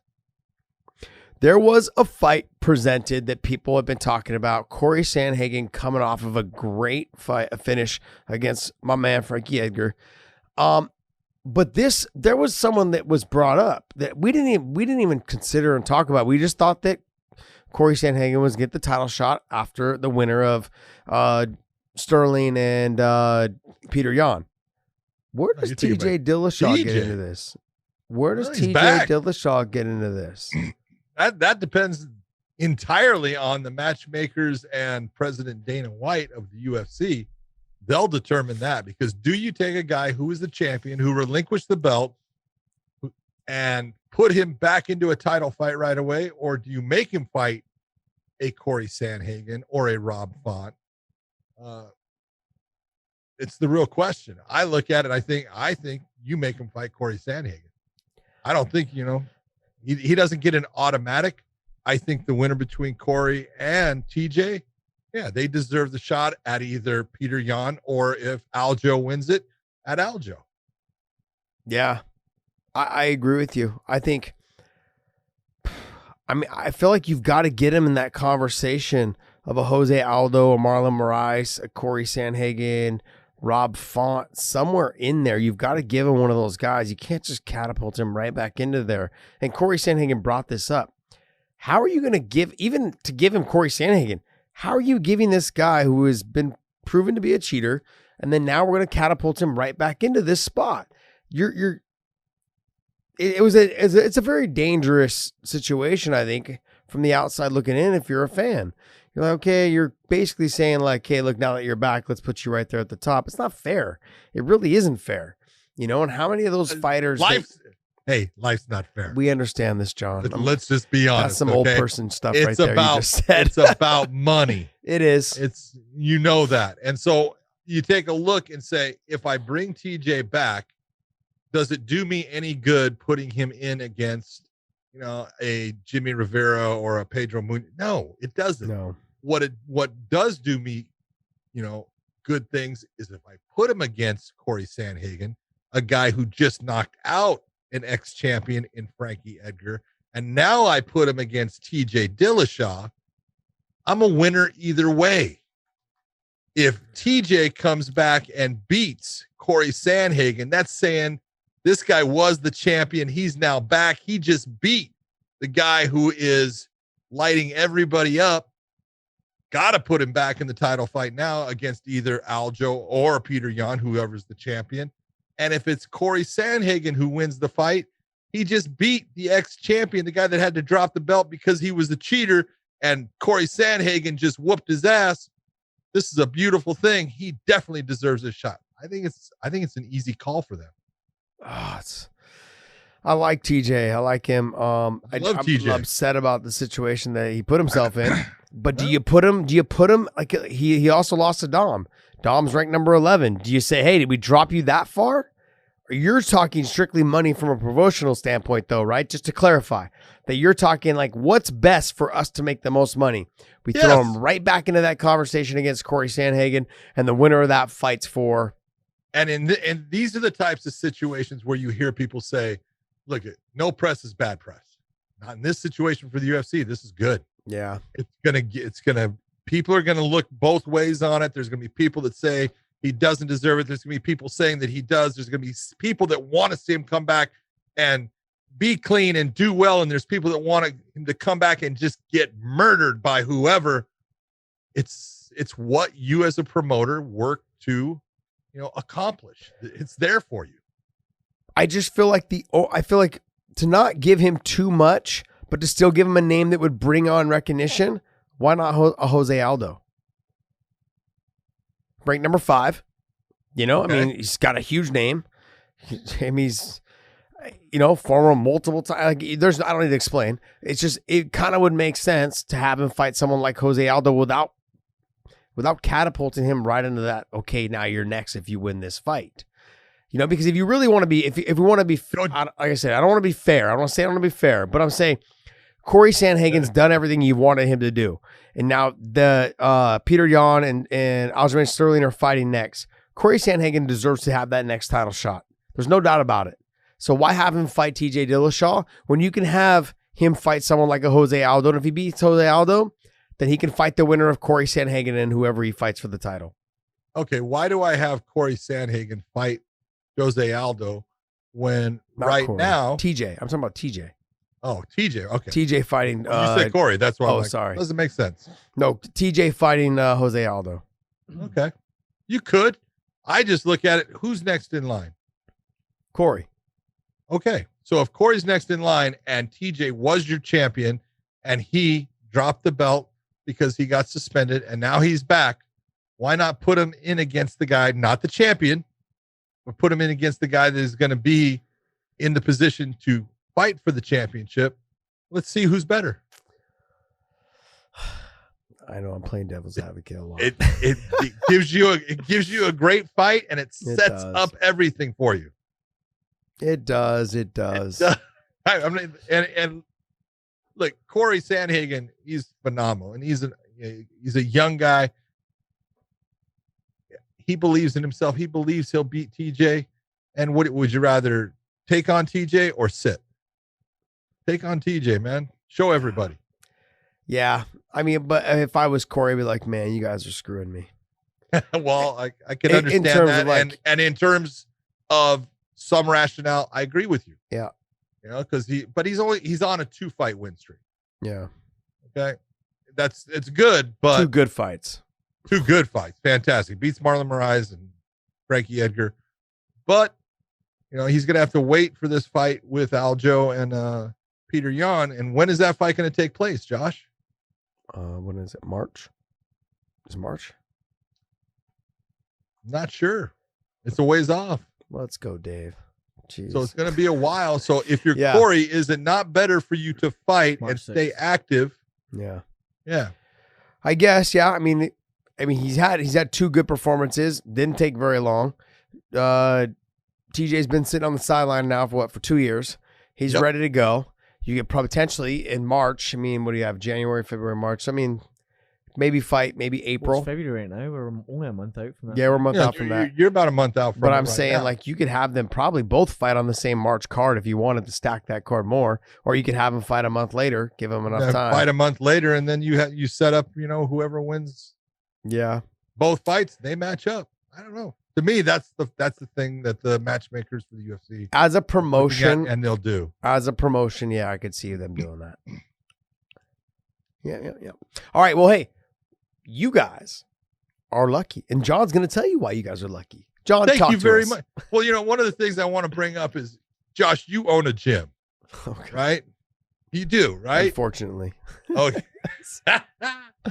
And because of your gym, you're rich. Yes, of course. Okay. Because I was the same thing. I had a gym and I was rich, according to everyone, because they look at the gym and they go, oh, man, you're just loaded because of this gym. Money's coming out my arse. Oh, man.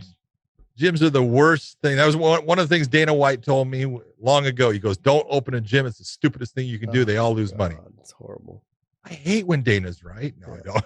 He was right, you know, and it's like, it's so tough, but we get to talk with someone he came over, worked with the Black Zillions, was a coach there, and then opened up Hard Knocks 365, turned it into Sanford MMA, and is one of the greatest coaches there is in the world for striking. An unbelievable MMA coach now, has both of the fighters in the UFC's main event in Kamaru Usman and Gilbert Burns. He's been their coach.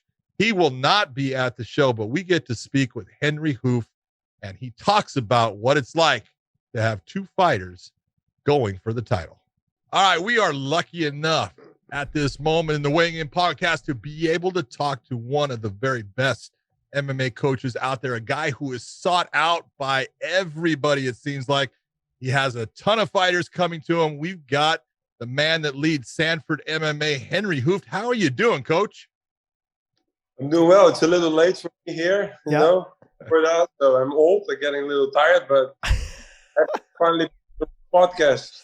So that's like Big John. I mean, you're on the East Coast as well. You guys are both a little older. I got to get you guys wrapped up here pretty quick and back to bed. So I knew this was happening. I know. It's always the worst, especially when I have to watch fights and then they get over here on the East Coast about 1:30 in the morning. And then I'm up until about 4 in the morning doing podcasts and stuff. And it's like, man, they have no idea. I'm an old man. I'm going to fall asleep in this sucker. Yeah. All right. So look, you obviously have 2 of the best welterweights in the world out of your gym. You know, and then Usman ended up going over to Elevation in Colorado. What was the I guess I want to just get down to it. What was the discussion when it came down to like, hey, how do you guys want to do this? Was one of you guys, we can train at different times? I can coach both of you and really just, you know, hold mitts for you, not really give a whole lot of game plan. Or, you know, we can find a different location for one of you or both of you So I'm not involved. I mean, I've had these type of discussions with Javier Mendez when a lot of guys were at AKA. You had Mike Swick, John Fitch, Josh Koscheck, and the discussion was always, my guys will not fight each other until it's for a title, because that changes your life. And that's kind of what we had the discussion as well at AKA. What was that discussion like for you at Sanford MMA? Well, it's kind of funny that you say so, because last couple of days, people sending me a text message from another coach who said, once your guys fighting each other, you don't have a team. I don't think these people they don't understand. If you have 17 UFC guys and you have 15 middleweights and welterweights, then one day, if you train them good, they will fight each other, And they say then it's business. But as soon as your fighter pays you a couple of percentage of his fight, it's business. Everybody is on the mat. They are business partners. There can only be one champion, So to make that clear, that statement clear, I don't want my fighters to fight each other. But if they're the best at that moment in their weight class, then let them make a lot of money. Let them fight each other. They have been fighting each other in the gym. I know it's a little different, of course. So when the first fight was supposed to happen, that was in the beginning of the COVID period. We had to sit down, we had a talk, and we talked about how the best way to approach a fight like this. And for me, it was very simple. I told both of these guys, I'm not going to be involved. I'm not going to really train anybody. I'm not going to be in the corner. It's just you two guys. So whatever you guys decide to do, it's cool by me. And you have to understand that Kamaru is. I've been training Kamaru for 8 years. I mean, not only me, but Kamaru trained in our gym for 8 years, and Gilbert 7 years. So we've been training for a long time. And Kamaru, when he goes back to Dallas to his family, he trains sometimes at a gym in Dallas, and he already trained sometimes with Trevor Whitman, who I know, who makes all my equipment for my training. So he was already training sometimes there. And at that moment, Kamaru also said, like, it's good for me also to go to another place, work on some different skills, but we never really decided you go there and he goes there. It went along like that, and I think it went very transparent. Everybody was working really cool. They were still training together at the same time, at the mats in the beginning of the first fight, and then when the fight got postponed, of course Kamaru trained at Trevor's place, but he came back and he trained with us. He never left the gym. And then when the fight got rebooked again, we had to sit down in a talk, me, him, and I think Greg was also there. And he decided, he said, like, I think it's a good idea for me to go there. I like to train there. I like to train with Trevor, see some new stuff. And also, it's better than Gilbert trains. I train. And I already decided to stay out of it. So it went very good. Everybody's asking me who left the gym or whatever. Nobody left the gym. Nobody left the team. For me, everybody's still on the same team. Everybody still like each other. They have the same training partners. And like I said before, to be honest, I'm not a real big game plan trainer. I'm more of a skill. I like to train skills. So I'm not really training for a certain kind of guy. So, of course, if you fight a wrestler, I know you have to be sure for the takedowns and everything, but I like to go from my own strength instead of just looking too much at somebody else. So for me, it's easy to step out of there, and that's what really happened. And I think the UFC and everybody wants to build a little bit of a drama, because it's good to sell papers when it looks like it's a gym drama. But I tell you, from my point of view and from our guys in the gym and from both these guys, there's no drama. They're just going to fight hard. And of course, someone wants to be a champion and someone wants to stay a champion. And that's only the difficult part for me as a trainer to see that, But I probably don't even going to watch it. But I mean, there's no side to being chosen. That's just the way it went, and it went very well. And I think it's going to work out well for both these guys. I got a two-part question here. It's exactly what you just said. You're sitting on the East Coast, which means you're not in Vegas, which means you are not in the corner of either guy. That was a decision made by you, obviously, that, hey, I'm going to separate myself. You say you're not even going to watch it. I can't believe you're not going to watch it. Okay, I cannot believe you're not going to watch it. But I do understand it. I totally understand it. On top of the fact that you had decided I'm not going to be in either of these fighters' corners because you love them both. You train with them for a long time. You don't want to see either one lose. Totally understand it. On top of that, you seeing what these guys have done in the gym for all of these years and getting themselves up to this level, from the Black Zillions when they first started out there with you, and all that time, all the way up to now, what is it that you see as a coach that separates the two in the way they do things? Well, the thing is, like, it's very difficult because I always say the strength of Kamaru Usman is that he's very, how you say it? He's very dedicated and steady and very, he does everything the way you're supposed to do it as a professional athlete. He comes early, he wraps his hands, he rolls his body out, he starts, he warms up, he trains hard, he does a cool down. The same is being said about Gilbert. They do exactly the same. They're the first ones in the gym, the last ones out of the gym. They both have family. They're family. They're real fathers. I mean, Kamaru and Gilbert. We have before we had Hard Knocks 365. We had an arcade place right next to our doors. And after training, after hard training, Kamaru brought his beautiful daughter there and went to the arcade place every day. Gilbert is always fishing with his sons. They're family people there.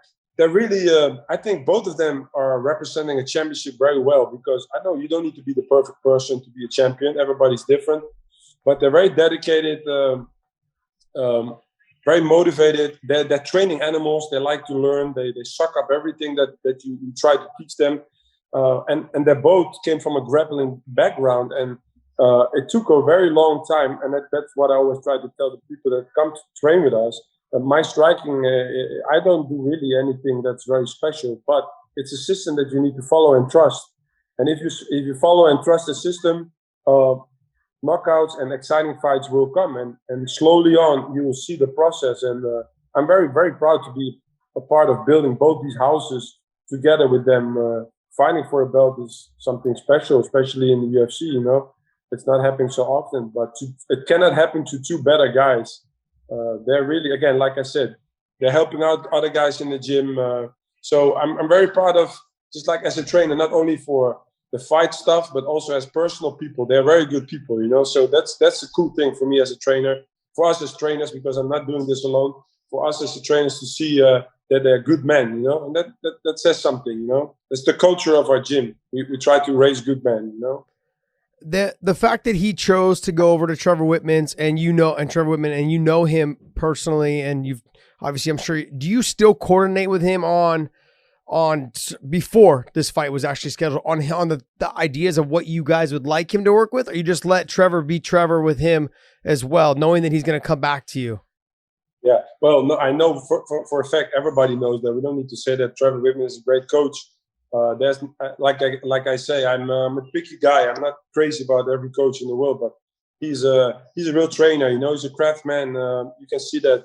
So no, I don't need to do that. We had calls when he fought Masvidal. We called him, and I called him about how he was doing, and we talked about the stuff that I think would be good for Kamaru. But again, like I said, he's so well rounded. He's seen so many fighters, trained so many champions. But we had contact only for this fight. Of course, we stay out of it. There's nothing to do with being not personal or being in the mix or choosing sides. But I think it's his job now to train Kamaru. And Gregory Jones is with Gilbert, so both of them have a coach that I know that know these fighters very well. You have to understand that Kamaru also have George Santiago, who was always at every fight when I was in the corner. So Kamaru has his guys with him. Gilbert has Vincente Luque with him and Greg Jones. So I don't need to stay in. I don't need to call or stay in some other coach's lane, especially not Trevor's. He's seen it all, man. He's been doing this much longer than me,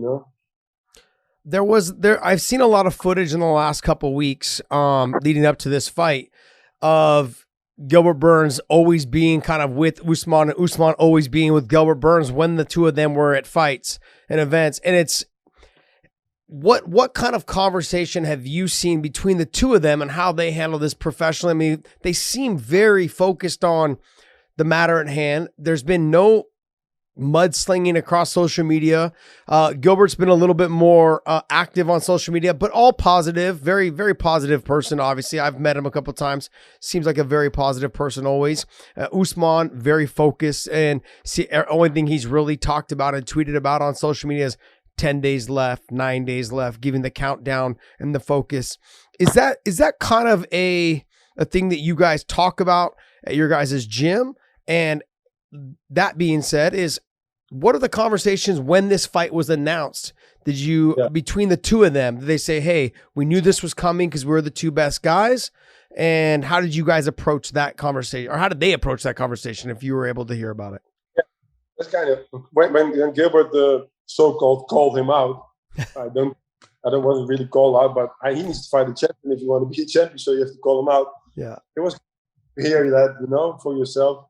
But he did it on the right way, and he still did. And they had a conversation in the gym at the first fight when Kamaru still was with us, training with us. They had a conversation. They talked about each other. Listen, again, these people know each other. These children know each other's children. Again, I know a lot of fans want to see a lot of hate and trash talking. I'm not a big fan of that stuff. These are two professional guys who make good for their family. They're going to fight very hard, and they had that conversation. Of course, now there will be a little bit of one guy wants to be the champion and the other guy wants to stay champion. So there will be a little bit of feeling like, hey, he's not going to take what I got, and the other guy will take. I'm going to take what he got because I want it.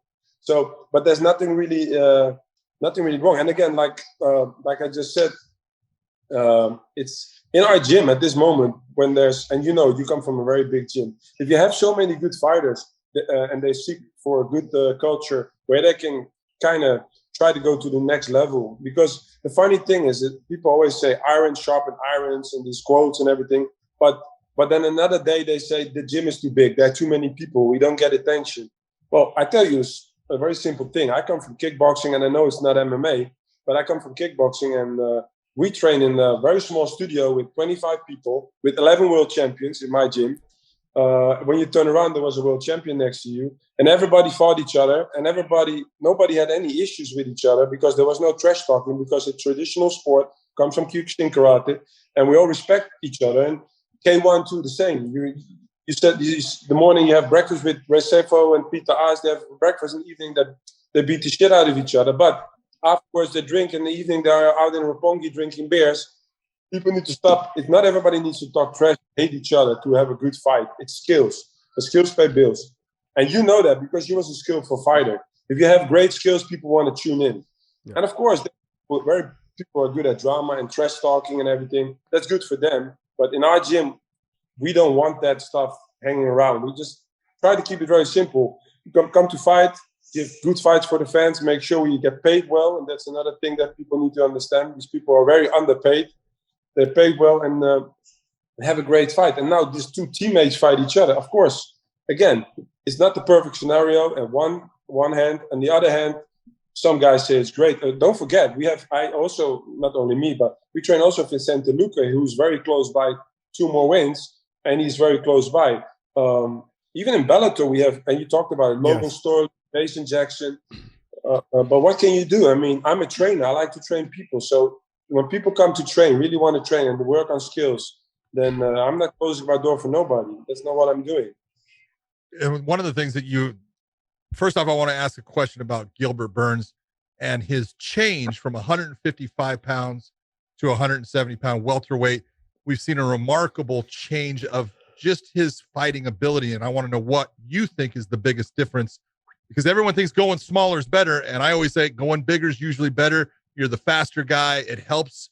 Sometimes the strength is something you got to consider, but let's talk about him moving up from lightweight to welterweight. Was that something he came to you with as far as talking to you about what your thought process is, and why do you see this big difference in Gilbert as a guy that is now one of the supreme fighters in the welterweight division?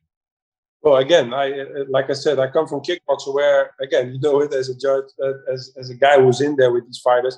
We don't do big weight cuts in kickboxing. And again, it's a different sport than MMA. So for me, weight cuts, I'm still, after 10 years, I'm still, so when I see these guys doing their weight cuts, I'm always like, what are you guys going through? I could never do that. You're like, why are you doing this? Yeah, it's because a guy is only, for me, a guy, again, I was 95 kilograms and heavyweight is plus 95. I was 96, 97, and I fought heavyweight because the guys, first of all, they're bigger, so it's much nicer to beat up a bigger guy. That's in my eyes. And the second thing is, the bigger guy is only strong for one round. After that round, you fall apart. And again, I tell you, Josh, because you're a skillful fighter, if you have skills, weight has nothing to do with it. Of course, in the clinch and on the floor and wrestling a little different. But from my point of view as a striking coach, you can ask Gilbert this 100%. I said after his first fight, he fought Andreas Stahl in the UFC at 170. I told him, this is your weight class. But in Brazil, they have special doctors. They can do special diets. And I said it from the beginning. It's too much of a weight cut. When he got dropped by Dan Hooker, he wasn't out. Yeah. And even said it after the fight. It wasn't. He was so 35 pounds, 40 pounds weight cutting. What you do to your body if you want to have, if you sustain a long career. And another thing is, if you have skills, you have ground skills, wrestling skills, and striking skills. You don't need to worry about a bigger guy because there's always a chance in one of these departments where you're going to be faster and quicker than the guy. But again, he took the road to 155. He was also he was successful. But when he hit 170 and he said, I have energy for days, then it clicked in his head and he was like, I'm strong enough to hang with these guys, but I'm faster, I have more energy. At the end of the day, he saw it, he felt it, and I think that was a very good step because, again, he has 3 losses, but 2 of his losses, one was to Rashid Magomedov, who was one of the most talented fighters, never made it to the title, but I really thought at that moment in the UFC, Rashid was one of the cleanest strikers, really, really good fighter, and Dan Hooker, who's a really great fighter, and he loses a fight against the guy who got caught with Pettis, a Brazilian guy later on. So he didn't lose so many fights. He lost because of the weight cut. That's why, for me, in my eyes, 170 was the go, always, from the start. And again, I'm not some genius that knew everything from the start, but I just cutting weight doesn't do you so much good. Not in these days. Maybe 20 years before, but nowadays it will be different. Well, the same conversation. Go ahead. Oh, Sean, 1 second. John, you was at the first UFC #1. That's my coach, Gerard Godot. He was the biggest, but he kicked the sumo guy out in the first round. He was there, right? I mean, yep. The trainer, he was 90 kilograms, so doesn't say anything. Yeah, one of the things is talking with Mike Brown from American Top Team when he talked about Dustin Poirier. He said from him going from 145 to 155, he was more durable. And now you're talking about with Gilbert Burns how he was at 55 going to 70 now, and now he seems to he's more durable. There's got to be some sort of correlation between the amount of weight you suck, out of your body and then get into fight night and your chin's not the same. We saw it a little bit with TJ Dillashaw when he went from 35 to 25. Those are shots that he took from Henry Cejudo that he normally can take, but when he dropped that weight, it wasn't there anymore. You've noticed the change in him, but do you see, and I'm not saying Usman needs to, but the size of Usman, the ability, and he does cut some weight. You see the potential in him potentially going up to 85 as well after closing out this division, if he's able to close out this division and continue on? Well, Kamaru is not a big. He looks big, of course. He's big, but he walks around at 190 or something, like 188, 190. Got it. He walks around heavier than Kamaru. I mean, it's really weird, but he's just genetic. He's a freak. I mean, Look at these guys. It's not even fair. They're just like genetic freaks, and I think what I would do, again, I'm not Kamaru and I'm not Gilbert, I'm not the champion in MMA, but I would just stay in my division, be dominant, make my money, and all these movers, like, you need to, again, if you have skills, you can do it. Like Izzy, I think Israel will have a hard fight with Blachowicz, but he has the skills to beat people because of all the skills he has. I think Kamaru, most fights that I was with him, his consistency, his pressure, again, like, he fights exactly the way he lives his life. Everything he does with the right reasons. He doesn't make a lot of mistakes. He does exactly and he knows how to win a fight. And if you know how to win a fight, that's the most important thing in fighting. There's a lot of stuff more, but if you know how to win a fight, if you know that you're winning a fight, and you have that feeling, you get addicted to winning fights. It doesn't really matter how you win them, but you just get addicted to winning fights. And he has that. He has the momentum. And Gilbert needs to try to break that momentum. And it will be very difficult to do. But if somebody can, Gilbert is one of the guys who can do it. There's not a lot of people that I can see can do something that will bring Usman away from his path, because it's been working for him and it's been working well. Let's talk about the stable of fighters that you have. It's incredible. Let's flat out be honest. You have got, as you were talking about, in Bellator, you got guys like Logan Storley and Jason Jackson, who's just doing a phenomenal job.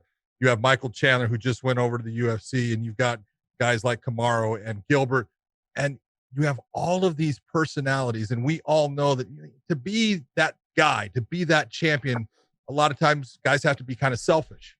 How is it that you get these guys, you along with Greg Jones and Kami and them, how do you get these guys to meld together? Because there's guys like Chandler, he's in and out of the gym. And now you have Rory McDonald, who just started at your gym also. How is it that you have been successful in getting all these guys to meld together? Well, I really think that I think the culture, I think people that come to us, they see we have an open gym. Like, I don't mind. You can come to my gym. People can come to my gym. It's not a closed thing. But I think the most important thing is that we don't have everybody trains at the same times. Everybody trains at the same hours. We don't have cliques. We don't have groups. We just don't allow a group of Russians over there, a group of Italians over there, Thai people. No, everybody trains on the same hours. And of course, if you got a big fight, we'll do some extra training with you. But most of the time is when the other group is training too. We're just now starting a developmental group because we have a lot of guys.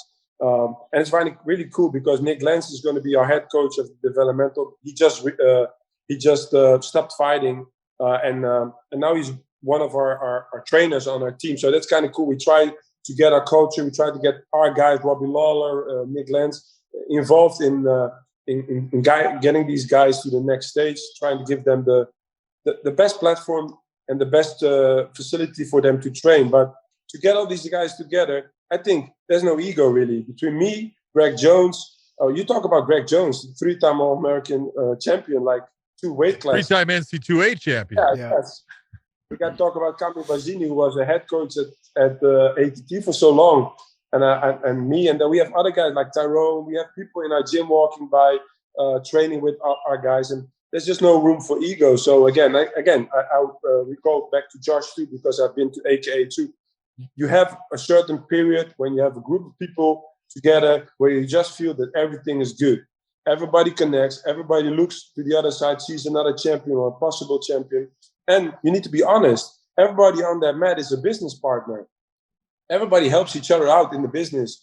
There can be only one champion, but if you can train next to the champion and you can see what he's doing, then you can get to that level. Also, the partners that we have, that we partnered up, our sponsors, Sanford, it's a health company. The way they invest in our team, it's not just throwing money to us. That's not the way it is. They're sponsors, but the Medicare, the medical care, the insurance for fighters that don't have insurance, young fighters, try to educate them. I think with our gym, we're trying to get to the level where soccer and NBA and NFL already is. Trying to educate young fighters that you have to pay your bills, that you have to pay taxes, that you have to pay your insurance, that you have to pay 10% to the gym. And also, that's another thing, we just talked about it, the gym business, it's not so easy. Other people say, oh, you have been training Kamaru forever. Now he's a champion, you start to make money and he goes away from you. We see that totally different, We bring our sponsors and our partners in to make sure that the coaches are paid, Everybody's paid. And so we don't need to deal with the fighters as coaches. Now, I'm, of course, a part owner of the business, but as coaches, we don't need to talk to fighters about money. There's other people that take care of that. And that's a big difference. Another thing that I want to say is that I think trainers and coaches are, this is kind of funny to say. I went to Fight Island.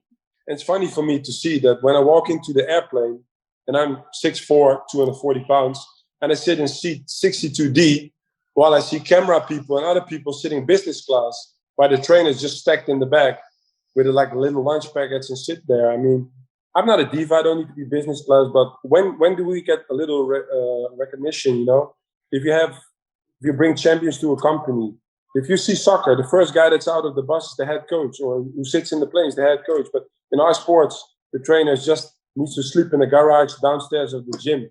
Well, not in our gym, you know. With our partners, they take care of us. They make sure that we have insurance. They make sure that we get paid on time, and they also make sure that other sponsors are helping us grow too. So we change the fighter's life. They change our lives, but it's hard because sometimes people don't see. People think we all get rich when you have 17 UFC guys. But they don't know what you have to put in the gym. I'm every day I'm in the gym from 8:30 to 12, and in the evening from 5:30 to 8:30, and I fly. I do at least 30 shows a year.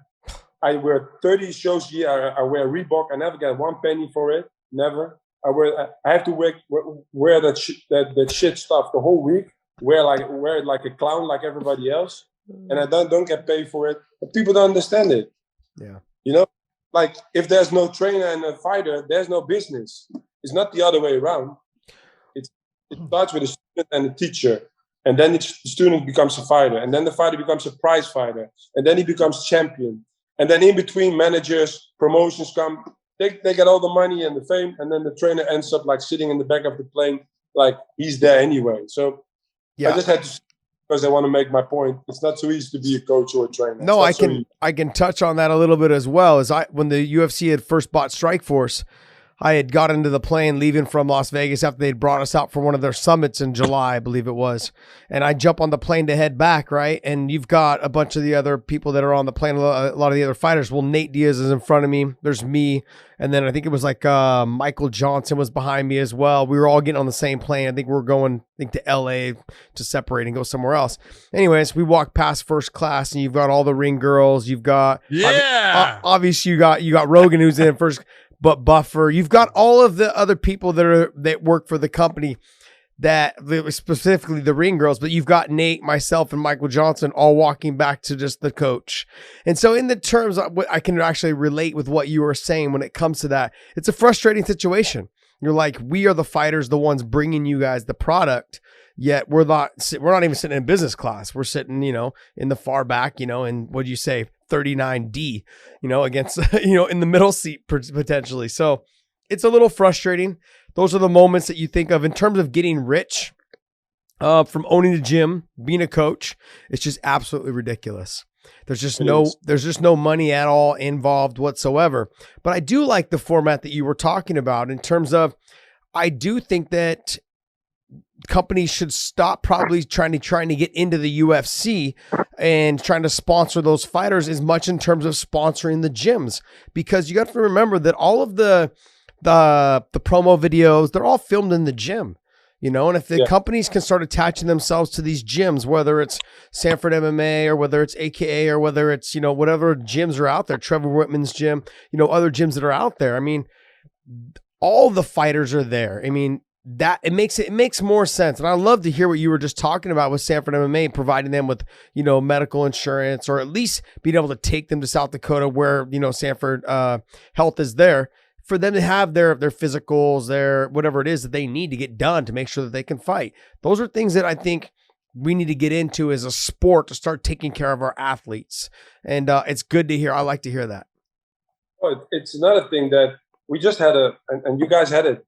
We just had one of our guys fighting in Bellator, Shamil Nikayev, the crazy fight where he tore everything. The young kid waited 2 years for his debut in Bellator. He tore everything in his knee, ACL, MCL, everything. He was flown into Sanford, got operated by one of the best orthopedic surgeons, Dr. Bradley Reeves, our guy, 6.5 hours reconstructing a whole knee, not just a simple surgery, a whole knee. Stayed in the hotel. Started rehabbing there. They flew him over back to us. Stayed at the hotel. Is rehabbing now. Is now flown out back home because he's getting a child. Child's born. He comes back and he will be followed 9 months by these doctors in Sanford, by the health company in Sanford. That's the next step. These people need to be treated like real athletes. That you cannot just leave people out there with these knees. It's not possible. So we're so happy with these partners instead of just. I'm not downplaying any other company, but a car company or whatever. That time is done. The real corporate company big companies, they're really involved in MMA. Like you said, go to the fighters, go to the gyms, because we need that. We need big corporate companies to make this sport real, you know. Otherwise, fighters were always going to be underpaid and always going to be hurt and always going to be tired in fights, but end up, yeah, some of the fighters make good money, and I'm not complaining about it, but it's not, the fight career is very short. Your health is much more important. After health is so important, and we have that with Sanford. So that's why we're so happy with these people, you know. We can't stop talking about it because they're great. Henry, I got a question. You were the head coach of one of my favorite fights that I ever did was the second fight between Eddie Alvarez, who you were the head coach for, against Michael Chandler, who now trains with you. Yeah. But I always say that one of the hardest jobs in MMA is being the trainer. It's one of the worst jobs. And one of the reasons it's one of the worst jobs is, and I'm going to take Nikaev, who you talked about, he had a fight against a guy named Cameron Lashinoff. It was an incredible fight. In fact, I named it my favorite fight of the year based upon what they did. But I know that you did not teach Nikaev to fight the third round the way he did, or the way that Alvarez at times was fighting against Chandler. What is it like to sit in that corner knowing that you have worked with this guy, you know what he can do, you guys have gone over things that the other fighter can do, you have a game plan, and then they completely go away from everything that you have gone over? I think these are the best fights, really. I mean, you think to yourself, we haven't been training, but when you fought yourself, you know these moments are. I remember fights where I got like one of my biggest fights. I got knocked out in Japan, 80,000 people, whatever, and I trained for that spinning back kick against Stefan Leko in the locker room the whole time, and the rounds at 3 minutes. At 2 minutes and 37 in the first round, I got a spinning back kick right on my liver. And I trained for it. And my coach was like, we just trained it in the locker room. I said, I know. But I got so confident in the fight that I forgot about what I had to do. So to translate that back, I mean, I wasn't at the Nikaev fight, but I know he's crazy, but not that crazy. That was crazy because in the corner, Gilbert Burns was with him. He nearly got a heart attack. He's like, but he said he was so high on everything. And the pain in his knee was like, I don't care anymore. Let's go. You know, and these moments are hard. Again, as a trainer, you have a minute between rounds where you can sometimes help a fighter back, or you can say some stuff when he's fighting. But I think a fighter knows what he wants to do. And I also think that a fighter knows best what to do when it doesn't go his way or when he's hurt. So yeah, sometimes it goes away from you and you sit there and like you said, they don't understand. I go back to my hotel room after the fight. I'm not having a party. It feels like I just fought. I fight every 2 weeks. Every 2 weeks, I'm going back to the hotel room and I'm tired. I'm ready. I'm trying to drink to get myself to sleep. I feel like a guy. I have that feeling. And we do that 3 times a year. We do 30 times a year. And another thing is 30 times a year, you sit next to your guy and he's sad. He just lost the fight. He has 1 check and he is already so much behind. And sometimes you sit next to the guy who just won, who's so happy. So for a trainer, it's a big roller coaster. Mentally, it's draining. And again, people think you have the best job in the world. You travel, you're a movie star, whatever. Well, I wake everybody up. You sleep in a room. You wake up in an airplane. You have a sad guy next to you, a happy guy next to you. And Monday, the gym guy asks you the same thing. What do you think about the fight? You know, same, you know, never change. So Bellator just announced that they're moving to Showtime. And one of your fighters is fighting Yoel Romero, which is Anthony Johnson.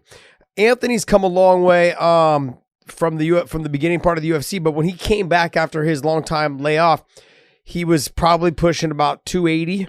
I think when he first came back. Now he's back down to 100 or 205, I should say. 100, huh? 100, huh? No 100. That's twos. We're in the twos, buddy. But he was pushing probably about 285. I had seen him probably about 6 months before he had decided to come back. And I thought he was closer to 300. But he said he was around 285. What's the process been like to get his weight down, his training back on track?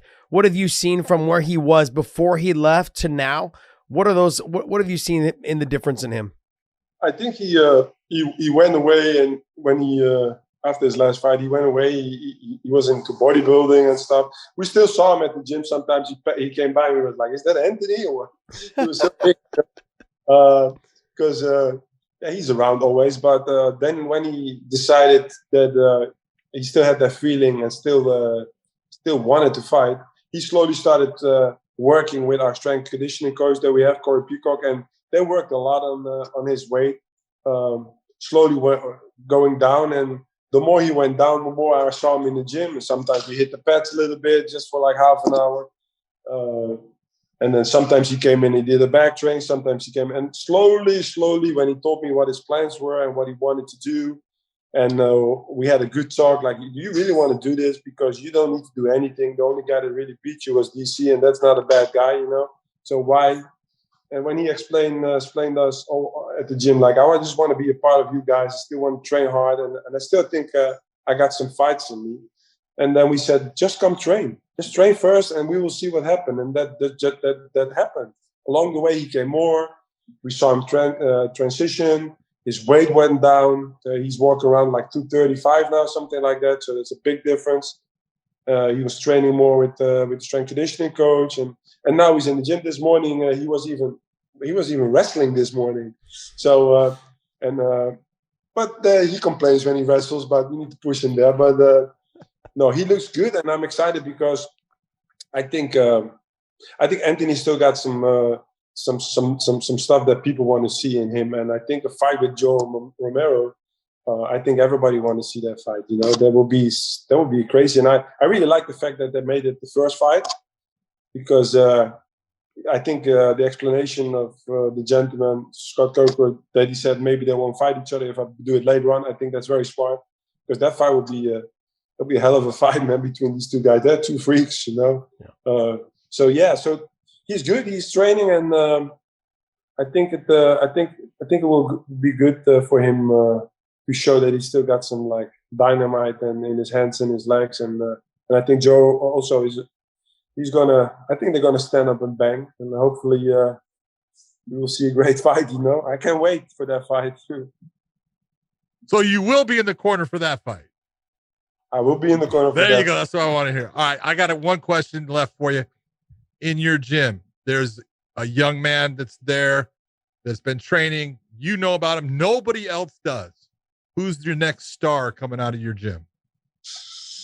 Well, you put him on the spot, John. I know I had to. Come on. But like, first I have to say our biggest shining star is Jason Jackson. That guy is incredible. I love him. Yeah. He is the spirit in our gym. That's why our gym is the way the gym is, because of him. He opens up his Rastaman music in the morning. This guy cuts the coconuts for the guys after training. Trees.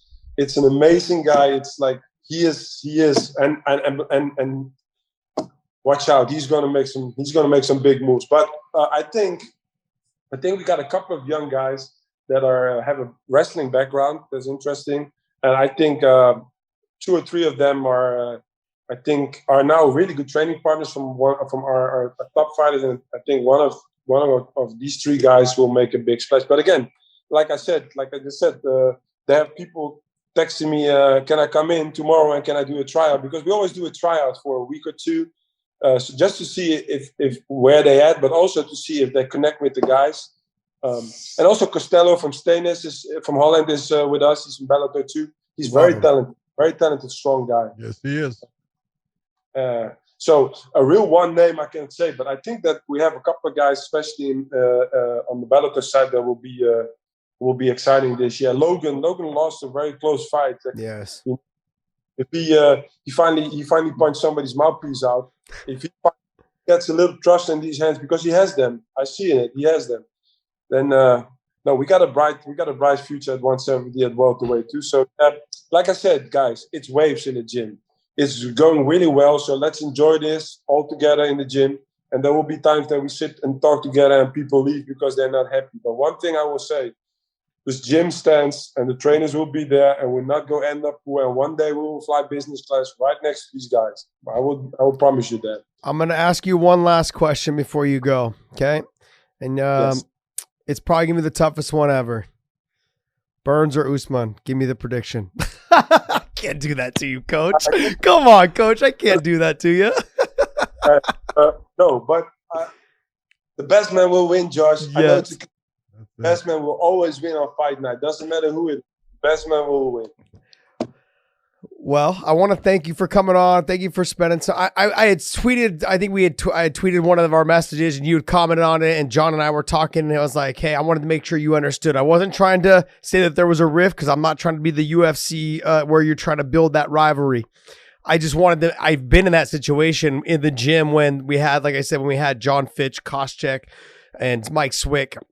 And then I also went through it a little bit as well. After I fought Nate, it was me and Khabib and Gray Maynard. We were all kind of in that little top 10 talk. And they were like, oh, what about Khabib? You're going to fight him? And it was like, it was just, there was a lot. People were trying to start rivalries that weren't there.